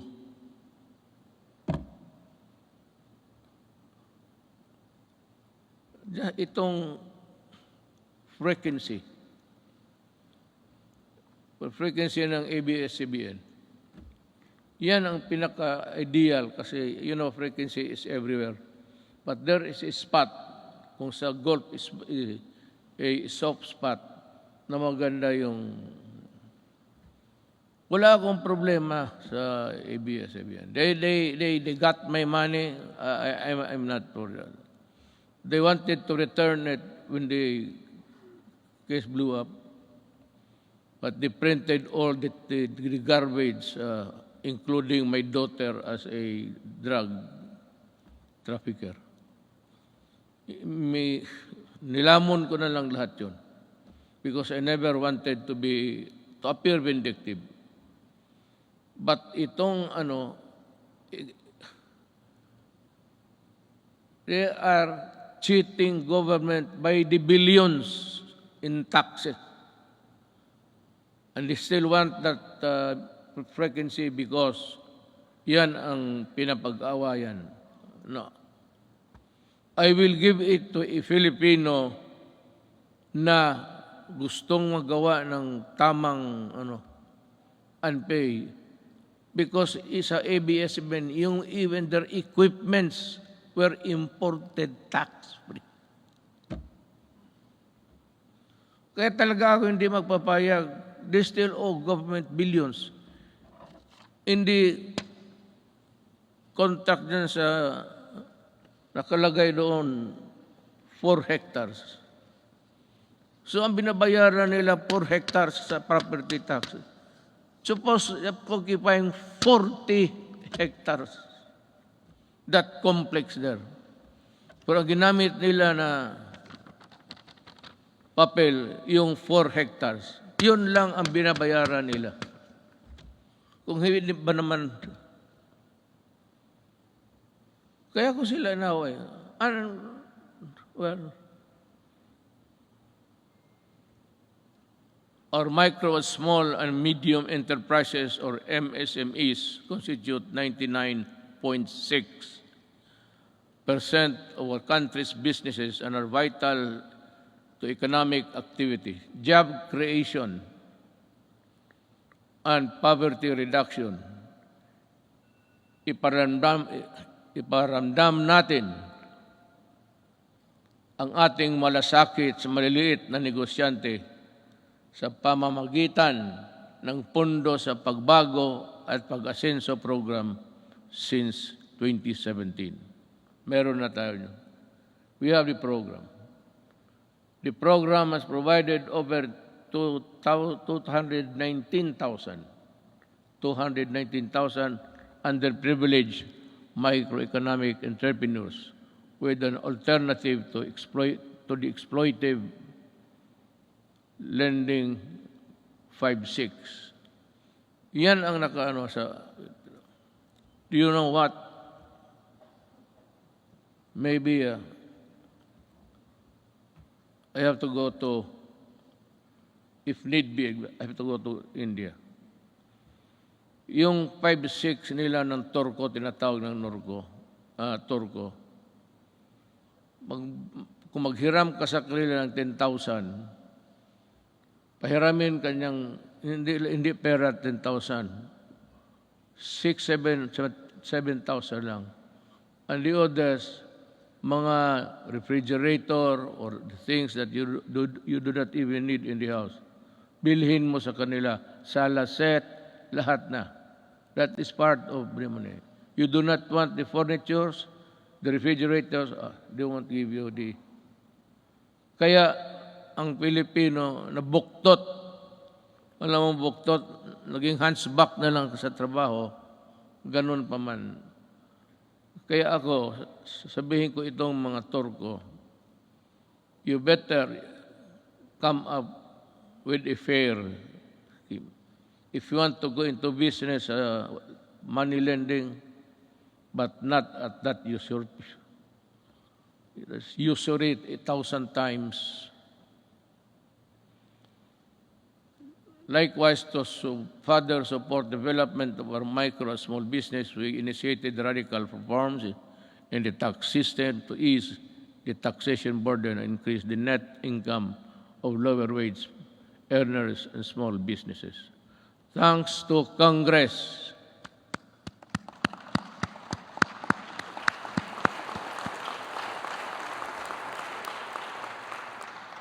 Yan, hindi pa ninyo alam, ha? Sabi ko lang, thanks to Congress and our revenue-generating agencies, our tax reform sustained our economic growth from the third quarter of 2016 to the fourth quarter of 2019, which made the Philippines one of the fastest-growing economies in Asia until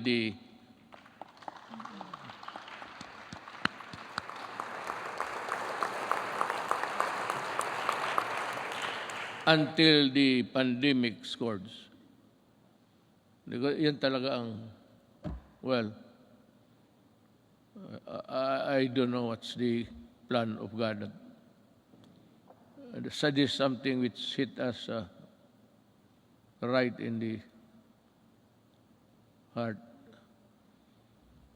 We see there's no way of telling when this virus would disappear from the planets of the earth. We can only pray to God to look into our direction and decide on what will happen to this planet He created. However, tax laws are not always perfect, and that is why every now and then they have to be revisited to see if they are at pace with the changing times. Let us therefore continue to monitor the relevance and the impact of our tax laws on individuals and private institutions to prevent serious damage on their financial health. Going now to the social and health issues. To unburden of people from the hefty cost of tertiary education, my administration worked with Congress to pass a landmark legislation that had remained unpassed for so many years.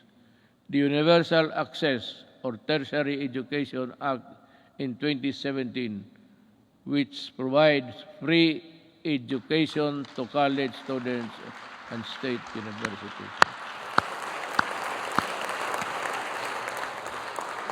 Thank you, Congress.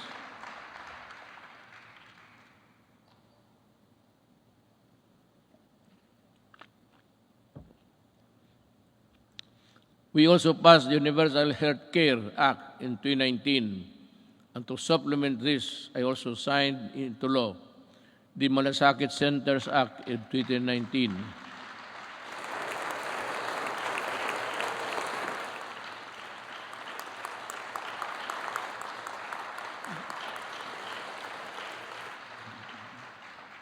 Kasi ganito yan eh.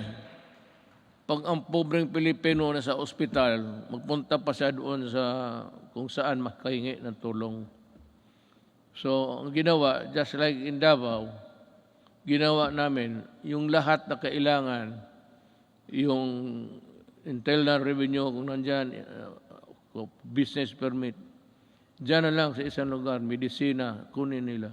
Dyan mismo sa hospital. Hindi na sila maglakad-lakad. And to me, that is one of the most, let me find the right word, a poignant act of Congress and of the Executive Department.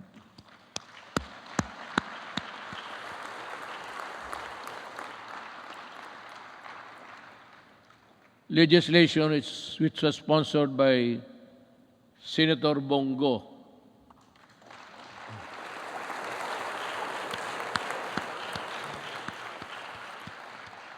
If you feel like standing up, you can,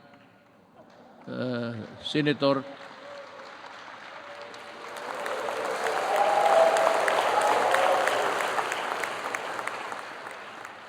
masikat ka pa sa guest speaker.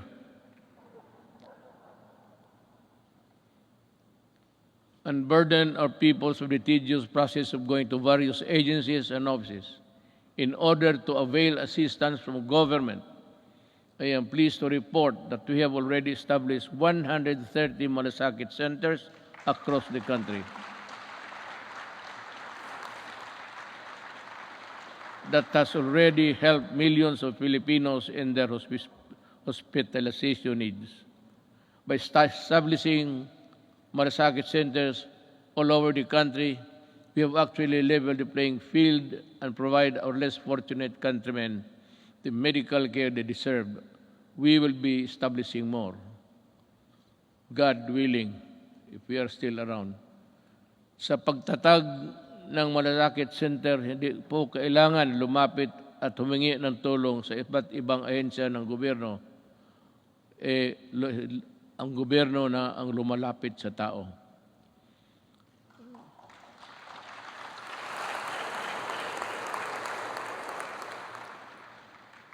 So, let us talk about COVID. It's mentioned everywhere in the speech, but what's this goddamn virus is? I have to admit, back when I decided to answer your call and run for higher office, never did I imagine that my presidency would not only be judged by how I made good in my campaign promises in fighting illegal drugs, criminality, corruption, but how well I led our nation during the global pandemic. Hindi na ako makapronounce ng buti, baka mayroon na ako. May ambulansya ba dyan? Mukhang iba na ang... I cannot pronounce the words. I hope this is not a symptomatic. Prior to the pandemic, we recorded our lowest debt to GDP ratio since 1986, the highest revenue effort since 1997, the highest credit rating in the country's history, yung sa bangko. Because if your rating is high, it's easy to borrow at maliit lang ang interest. That is the dynamics of a rating by Fitch and Poor, mga ganon. So, and the lowest rates of unemployment and underemployment and poverty, well, it's still there. It is beyond dispute that our economic governance fundamentals were robust when COVID-19 hit us. I am sure that much can be said about the way we took on the daunting challenge of preserving lives while sustaining our momentum towards the developmental. Dito na lang ako.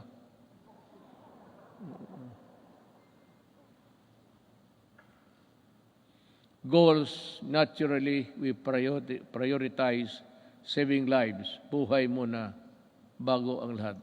Ibig sabihin, inuna natin yung gastos, yung pera natin sa pandemic.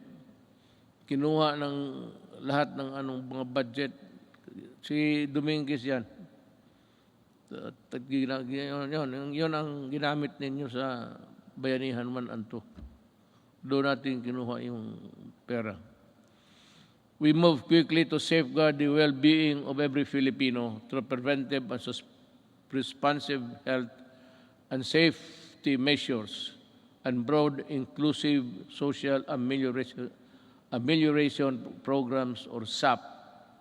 Thanks to the support of Congress, we launched the most extensive social protection program in our country's history with the Bayanihan passage of Bayanihan 1 and Bayanihan 2.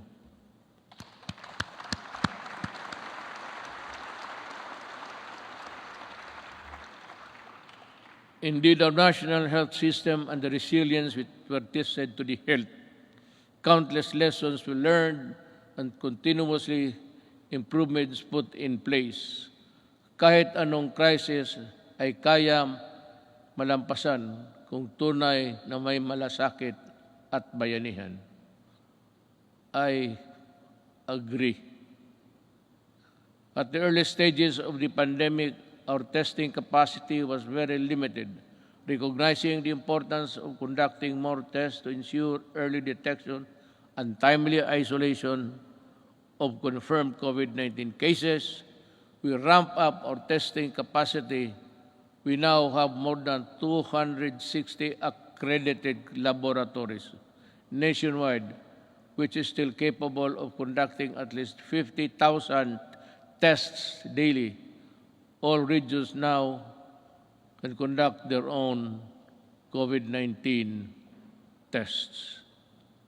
To take care of mild and asymptomatic cases, we established over 9,000 temporary treatment and monitoring facilities across the country, with a total bed capacity of more than 140,000. Together with the local government and the private sector, we quickly established mega quarantine facilities that could accommodate more cases. Modular hospitals and quarantine facilities have also been established nationwide, especially in Metro Manila. For our severe COVID cases, our tireless health workers will continue to ensure that you are provided with the best care around the clock based on the latest development global best practices. Our health experts continue to actively participate in the search for safe and effective COVID-19 medicines. With the help of Congress, kita mo sa lahat, I never said, wala kang magiging ito that I developed caused the construction of a bridge that is nowhere to be found today. Ako sa inyo talaga, with the help of Congress, we passed 13 measures that establish the new and improve the capacity of existing hospitals around the country to provide quality care and services. Our people, especially amid the ongoing pandemic-19.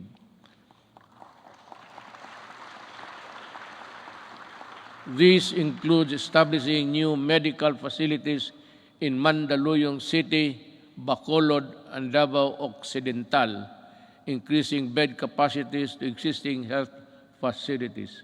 In Quezon City, Ilocos Sur, La Union, and Palawan, the upgrading of health facilities in that area to include Leyte. Currently, we have received over 30 million doses of COVID-19 vaccines. We expect to at least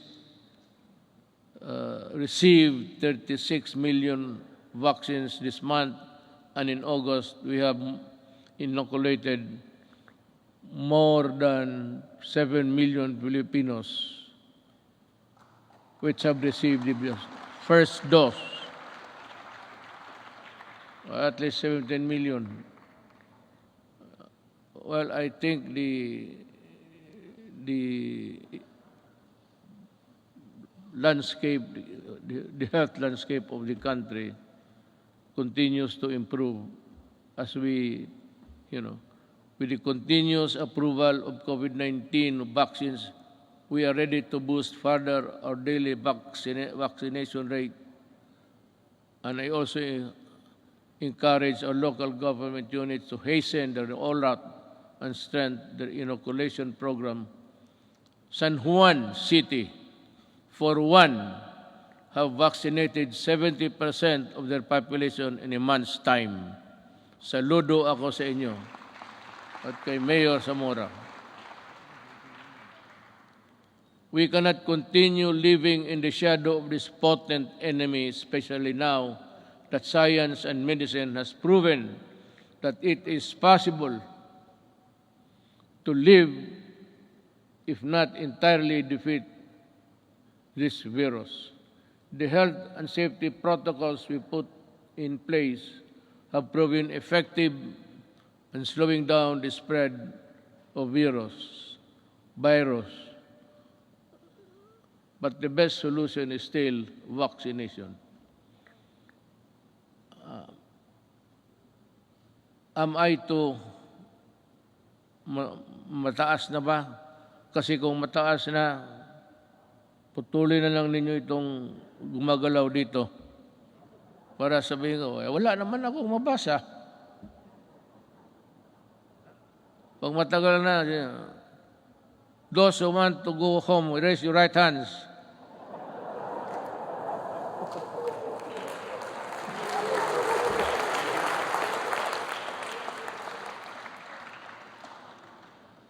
Pati si Monsignor, bakit taas niya kamay niya. That is why I implore our countrymen who are now in the list of sectors to be inoculated to get vaccinated now. And to those who received their first doses, please return for your second shot. I also ask for patience for those who are next in line to receive vaccine. More and more COVID-19 vaccines are arriving each week, and you will soon have your turn. Corollary to this, it is high time that clear and precise uniform protocol and guidelines are issued in anticipation of the vaccination of more Filipinos and the steady reopening of our society. You know, pagpasensyahan niyo ako, I beg your kind indulgence. But I have to talk about something which would affect us all. It seems that this government is too far away from the people. Yung serbisyo talaga na totoo. Nung isang araw nakita ko, I don't have to know what place was that. Ang mga tao nakapila. And they said that they were there at 4 o'clock. Lumalakas yung ulan, sa payong lang sila. So nanonood ako sa report because I listen to the report every morning. Makukuha mo sa mga radio station yan. So I was having breakfast. I was listening to their TV. At nakita ko yung mga tao nakapila doon, malakas ang ulan. Sabi ko,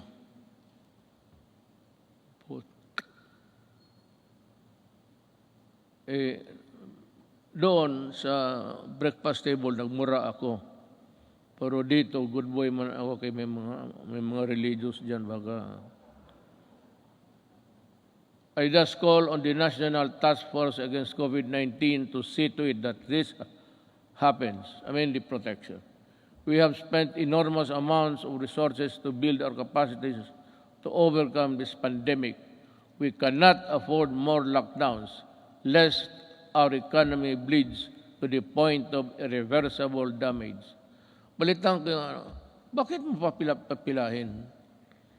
At sabi kasi doon, libre lahat na, wala nang So nagpuntahan yung mga tao, nagpila, kasi wala nang lista-lista. Pero sabi mo, ito, alas 4 pa sila.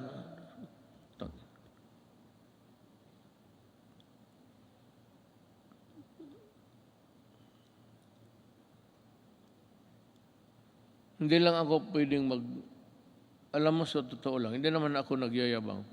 I'm just an ordinary Filipino citizen. Just like you, I get hurt when people are nearly almost brutalized.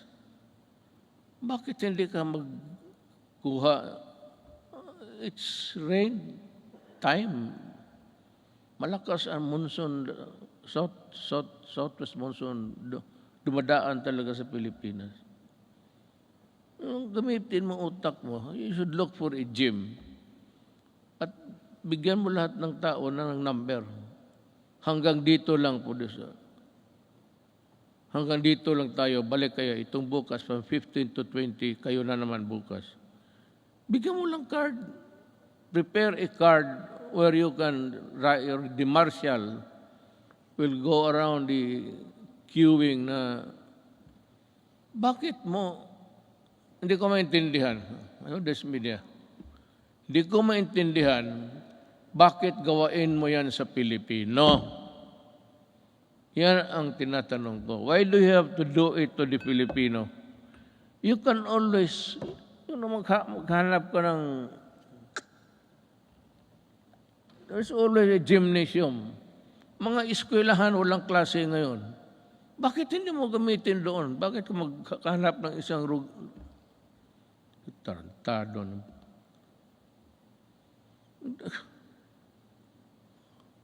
Kaya lang ako, well, it is to my chagrin, because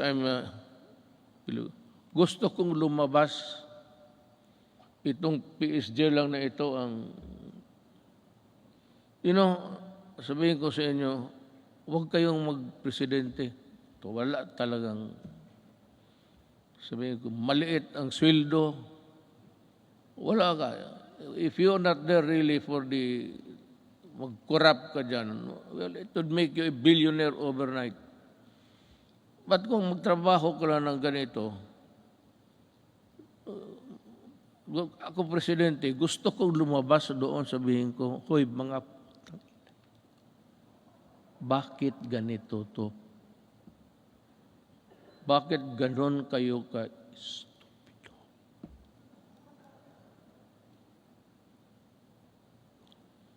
I mean, the Filipino does not deserve it.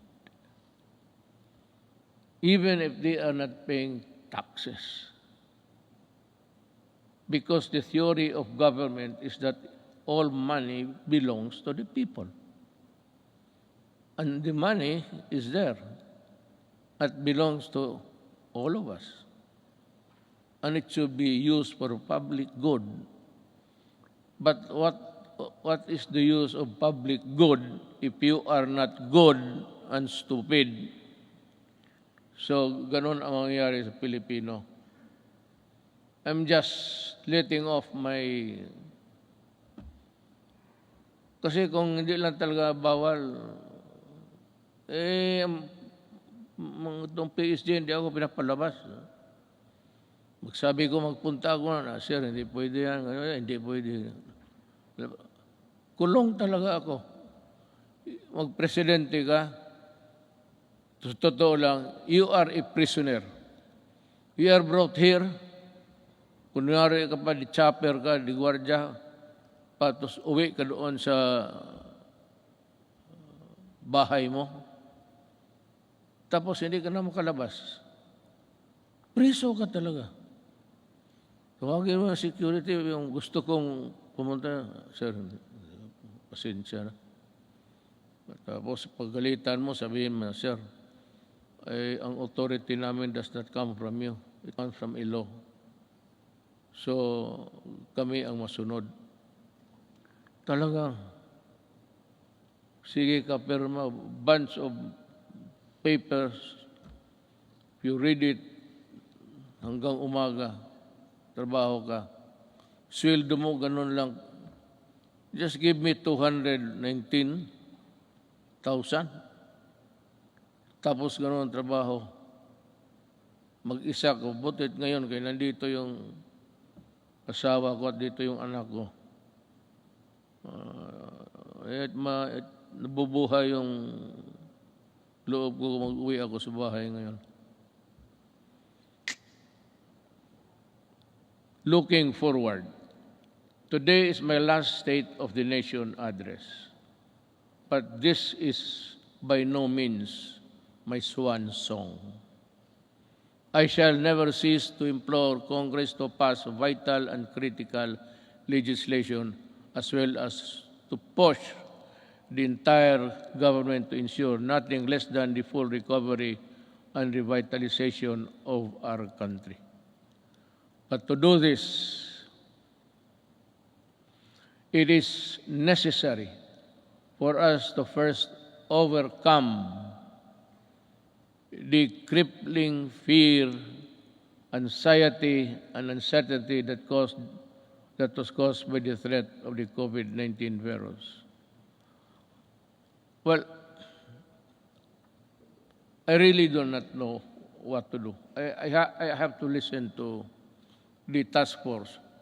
This is a group of people volunteering to be a collective advisor or that would give you the advice collectively, we put it that way, na sila ang magsabi. And we're just waiting for the word.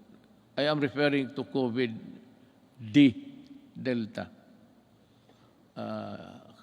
It is rampaging now in Indonesia, Thailand, India, and many parts of Asia. And ang sabi doon sa the Western medicine says that it is far more aggressive and far more dangerous, and it can cause death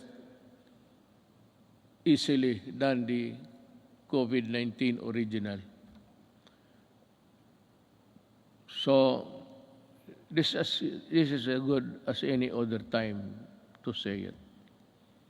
If says that it is really dangerous, you have to go back to lockdown. If there are many people in other parts of the world killing as many than Delta, if ever it will spread, we have it here now. I hope it will not go any further. But if something wrong happens, I'll have to be strict. And I have now my word that there will be, just like what happened in the early days. Kung ganon ang COVID-D, saan tayo pupunta? And if it requires a new vaccine, we do not have it yet. I don't know what, maybe we'll just have to pray for salvation. Sabihin natin, Diyos, we have done everything, but this time we are really put hard on these things that happen. Rest assured, we will exert every effort to ensure the lost livelihood of our affected countrymen. I have recently signed an executive order creating a task force that will shepherd the country's national employment recovery strategy. The task force recently partnered with the Employers Federation of the Philippines to implement the reforms Rebound and Recover program that aims to vaccinate qualified workers to fill in more than 1 million jobs. These jobs will be created by business association in the fields of construction, information, technology, POP, and electronic to our business association. Thank you for joining in our effort to bring back lost income opportunities for our workforce. Another important component of our employment recovery strategy is the retooling of our workers to prepare them to better job opportunities. Since the start of the community quarantine, over 1.5 million availed of the TESDA's free online training program. I am directing the National Employment Recovery Strategy Task Force, particularly TESDA, to ensure the upskilling of our workers and increase their employability. I expect the task force to work double time, not only to recoup job losses, but more importantly, to rehabilitate the economy and help our hardest hit sectors. Through COVID-19 assistance, to Start Enterprises or CARES program, we released 988 million pesos worth of loans to over 14,000 enterprises. Bayanihan 1 and Bayanihan 2 released 2.9 billion pesos worth of loans to over 12,000 enterprises, including our displaced OFW enterprises in the tourism sector, to help them start or sustain their business amid the pandemic. Along this line, I would like to renew my call to Congress to immediately pass the amendments of priority legislative measures such as the Foreign Investments Act, the Public Service Act, and the Retail and Trade Liberalization Act.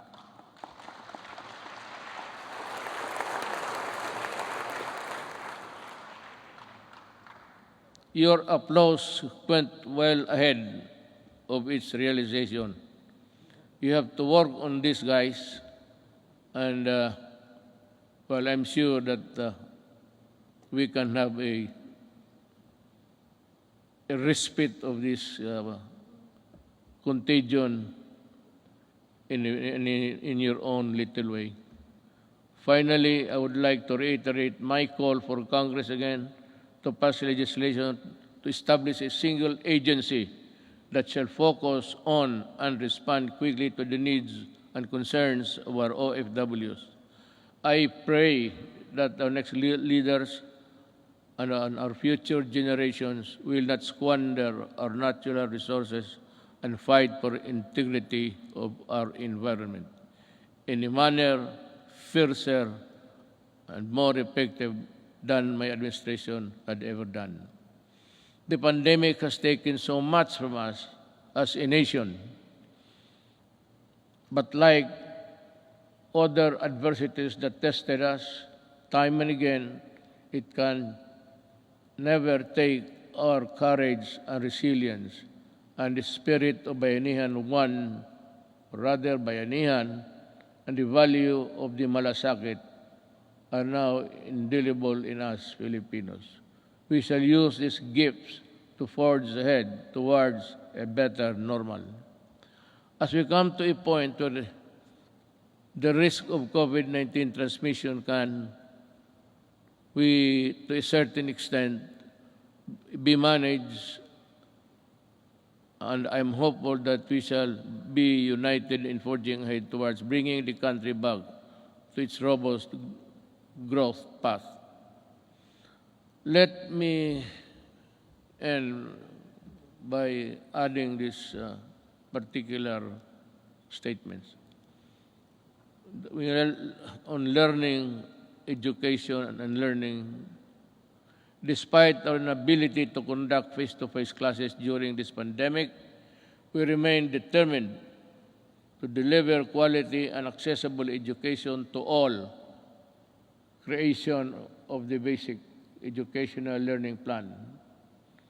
Community plan enabled uninterrupted learning to students in the basic sector while ensuring their teachers' health and safety and well-being. While the pandemic has demonstrated readiness, resourcefulness, and capability of government to serve the Filipino people through the use of ICT and digital services, it has also shown its inherent deficiencies and weaknesses, as such that I ask Congress to pass an e-governance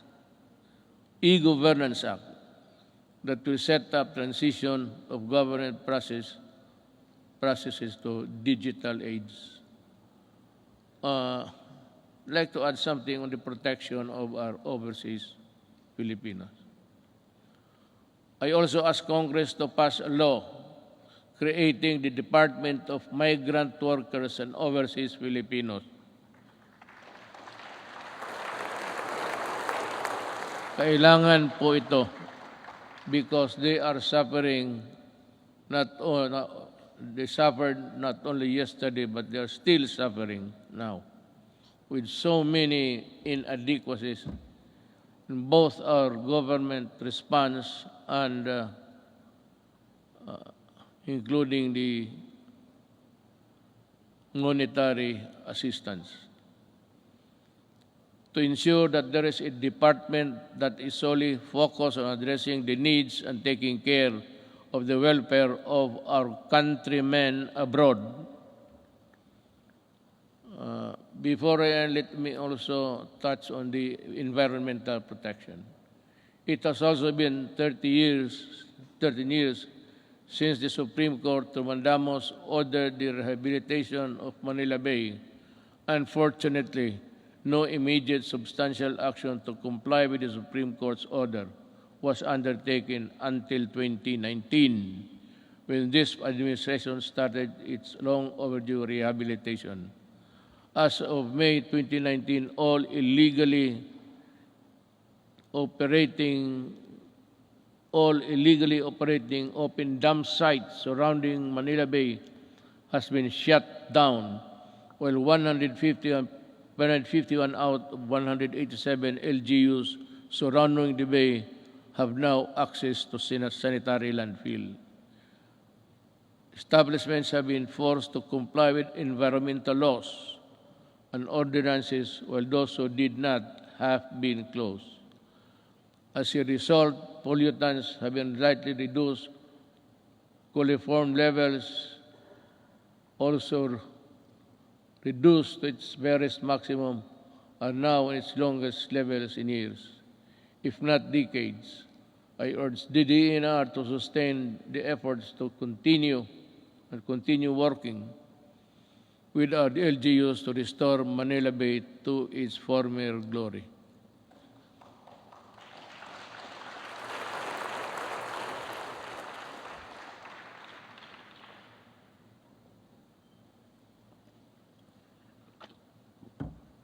You know, just one little thing before we end. Yung pag-ano sa Manila Bay, where there is the corner where all of the garbage by current, by action of the current. Nandito marami sa likod ng Luneta.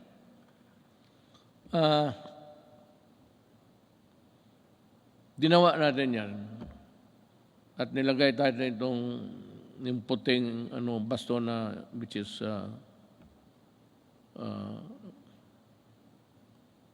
scattered into small pieces. Nawawala minsan yan because of the waves. So every now and then, we still have to replenish because we cannot change the nature of our shores. That is how it is. It is not a permanent fixture there, doliform. It is there from the mountains, and we break it down and bring it to the sea. But that would occupy that place, irrespective of there is a high tide or low tide. Nakakatulong yan. At nawawala yan. And the only way to do it is to replenish it until we can think of a good alternative of how we can process the whole thing back to its normalcy. If there was really normalcy at that time or at any other time in the past. On the resilience, again, dinagdag ko na lang ito. So time is good, and at any other time again to ask you. In line with this, we hope to pursue the creation of public entities dedicated to managing emerging and re-emerging diseases. I thus fervently ask Congress to enact a law creating the Center for Disease Prevention and Control and the Virology and Vaccine Institute of the Philippines. We must have them. Baski gaano natin kahirap, however poor we are, I think that the Filipinos, given the proper support and the things, the equipment that they have to use, we can, I am sure that the Filipino brain can also process or make vaccines in the future.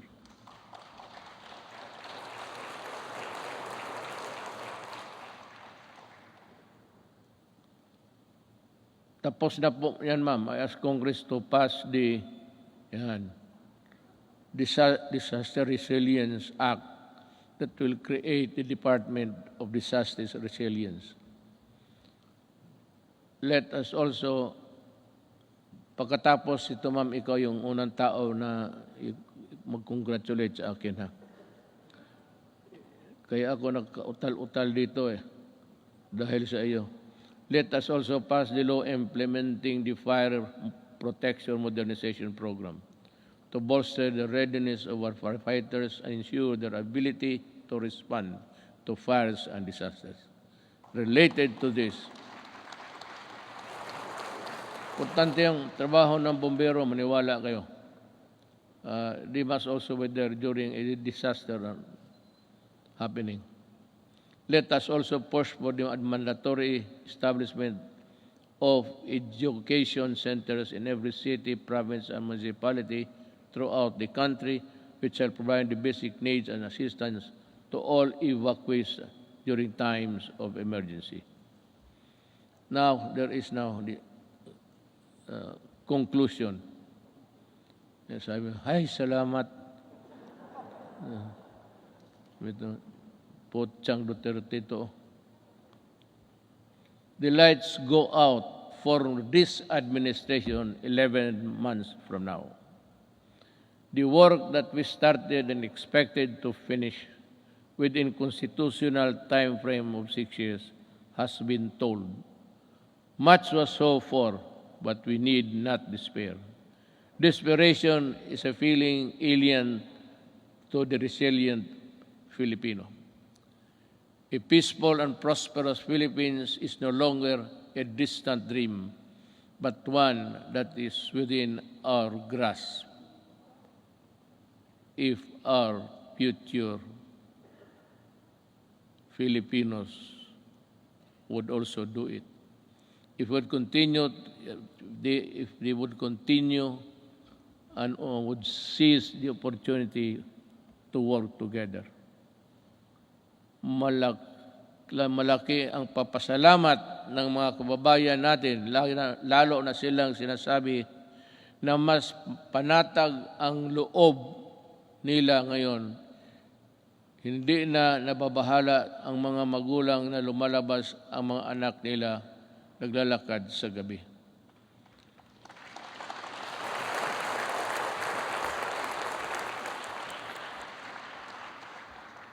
I will not elaborate on anything. You can draw your conclusion. Alam mo, when the Filipino, a father, a mother, or a child, naglalakad sa gabi, at siya ay, kagaya ng iba, even in America, you go into the inner cities of LA and New York, sa Washington, D.C. There's a corner there, they say, do not go there because you'll not come out alive. Ganon, kung hindi maglakad na sila, puro takot na lang ang nasa loob nila, ma-hold up sa jeep, tapos pati yung taga-ombudsman na buntis, patay pa, pati yung bata sa loob ng tiyan. But just to get the money to buy shabu. Because when the monkey is riding on your back, yung katawan mo hindi mo na maano. That is why you need to higop, sip. Kailangan mo maghigop at kailangan mong pumatay pag wala kang pera, hindi naman talagang papatay. Maybe not. The mind is not ready for that. But in the struggle, you put up a struggle, if you are the owner of the money, talagang papatayin ka kung hindi mo ibigay. Yan ang ayaw ko. Kaya nung na-mayor ako sa Davao, ganito, mga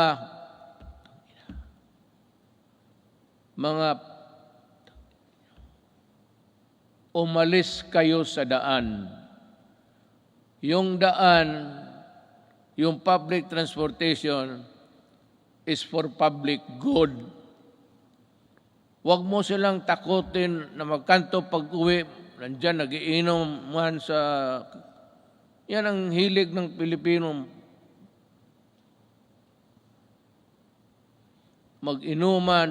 Hindi mo malaman ang mga nag-uwi na babae, they have to take another route that will be longer because nandyan mga standby. So the streets are unsafe. Ino-hold up, pinapatay. Sabi ko doon sa Davao na lang, wag na lang ako dito sa Maynila. Hindi naman talaga ako nakikialam dito. Pero alam nila, alam ng pulis kung ano ang gusto ko.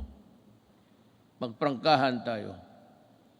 Sabi ko sa pulis, isauli mo yan. The roads, the highways are for law-abiding citizens of this country. Yung mga kriminal, yung mga, the dregs of society, huwag ninyong gamitin yung mga daan, hindi para sa inyo yan. And I will see to it that you are not there. Be sure that when I pass by, I do not see you. Because if I see you, I will dance with you. Isauli ko. Kaya ngayon, medyo hindi naman talaga But yung mga sales girl, mga shopping center, panatag na ang loob nila. At least chances of being mugged, murdered, and raped. Yan ang ayaw ko. Pag malayo, nakahigop na, kunin yung pera, hilain doon sa medyo maliit na mga grassy portion, and rape. At papatayin. Yan ang hindi ko matanggap. Just like in Filipino sa MECQ, I may be just a little bit crazier than the others. But that is what I am. Ayaw ko yung, lalo na magsyabo ka, tapos magpasyal ka kung ano, wala kang makuhang pera, aakyat ka ng bahay. Just like that bank teller. It was raining so hard, just like the rains that we had experienced. It was pouring almost cuts and nails. Ang lakas talaga ng bagsak ng ulan. She went home to knock the door and pump the door loud. But ang parents nilang matanda niyang parents, hindi nakarinig. So anong ginawa nitong mga sa construction workers? Because diyan nga ako galit sa dugay. Nabibili nila mura. So it's 200, 300. Susuyupin nila. At pag nakasuyop ng droga yan, maghanap ng alkohol yan. Sigurado yan. Pag tama ng alkohol, pati yung ng droga, it shrinks the brain. Yung babae, she was just picked up and brought to the construction site near the house.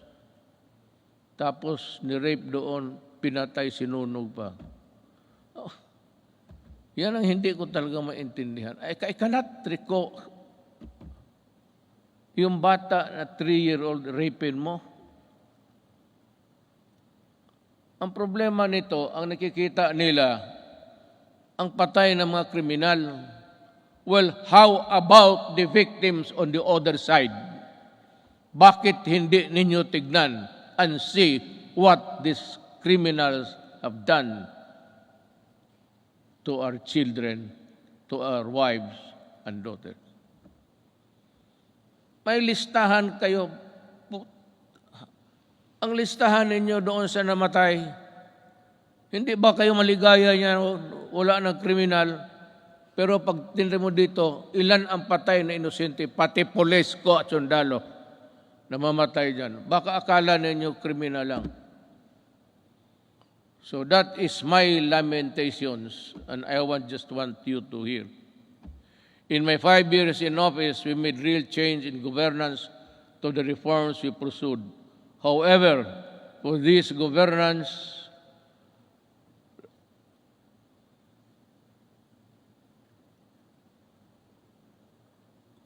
must be sustained and broadened. We need to make, I'm just getting my ear. Naghihingal ako. Baka dito ako mamatay pagka-presidente. Iba na ang pitik ng ano ko ngayon. Ng kasing-kasing ko. Kasing-kasing is puso. To make every public servant responsive to the needs of the people and enjoin every Filipino to assert the right to demand malasakit from their leaders until everyone lives with dignity, well-fed, educated, healthy, secure, disciplined, and empowered to contribute to the national development.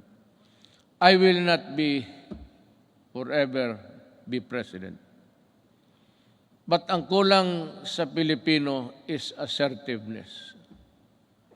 Pag mayroon kayong transaction at hingian kayo, ang sabi ko sa inyo, ito ang payo ko. Murahin mo, sabihin mo, nagtatrabaho kayo at kami dito. We are following papers and you are sitting on your ass on it. Kaya dito sabi ko, makinig kayo lahat ng Pilipino, total last Sona ko ito.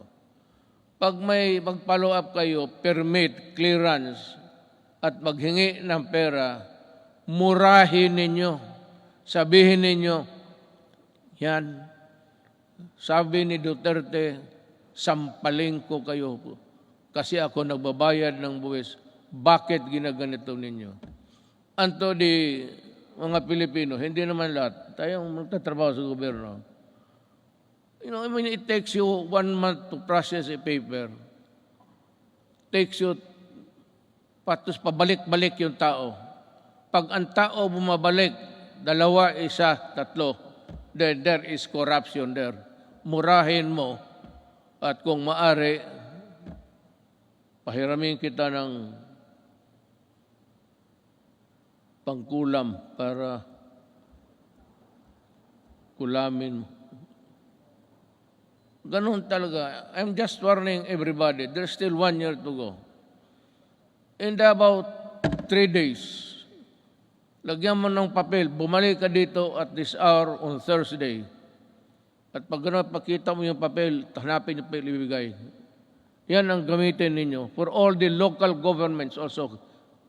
In my cabinet, it's 30 days. Walang extension. All. Sabi ko, reduce the signing authority from 6, 7 to only 1 or 2. Hindi naman kailangan hindi kailangan magpirma lahat ng empleyado dyan. 1 or 2, yung iba mag-process lang. But if we cannot process it also in so many days, in Davao, if it is a clearance which is long overdue, hindi mo na pwedeng ibigay doon sa tao. Ibigay mo sa akin at tanungin kita mo, bakit inabot ka ng ganitong? There's no other conclusion. Lit ka. Corruption. Kagaya, what is true in Davao is true for the entire Philippines. Mabutit na rin niya nakapagsalita ako ng freely with you. Total, last ko naman itong Sona. Mabuti ang malaman ng tao na ganon ang ginagawa nila. It's not there. Hindi man nila nilagay ang mga ganon na wala mang mura dyan. Be careful. We need to fight and subdue narrow vested interests and ensure that our gains will benefit to the greater number of Filipinos, especially those who have the least in life. We have laid down the groundwork and are continuing to push for landmark reforms and key accomplishments to the last day of my term. I have full confidence that the Filipino spirit, pati ako nagmamadali na, naihi na kanina pa eh.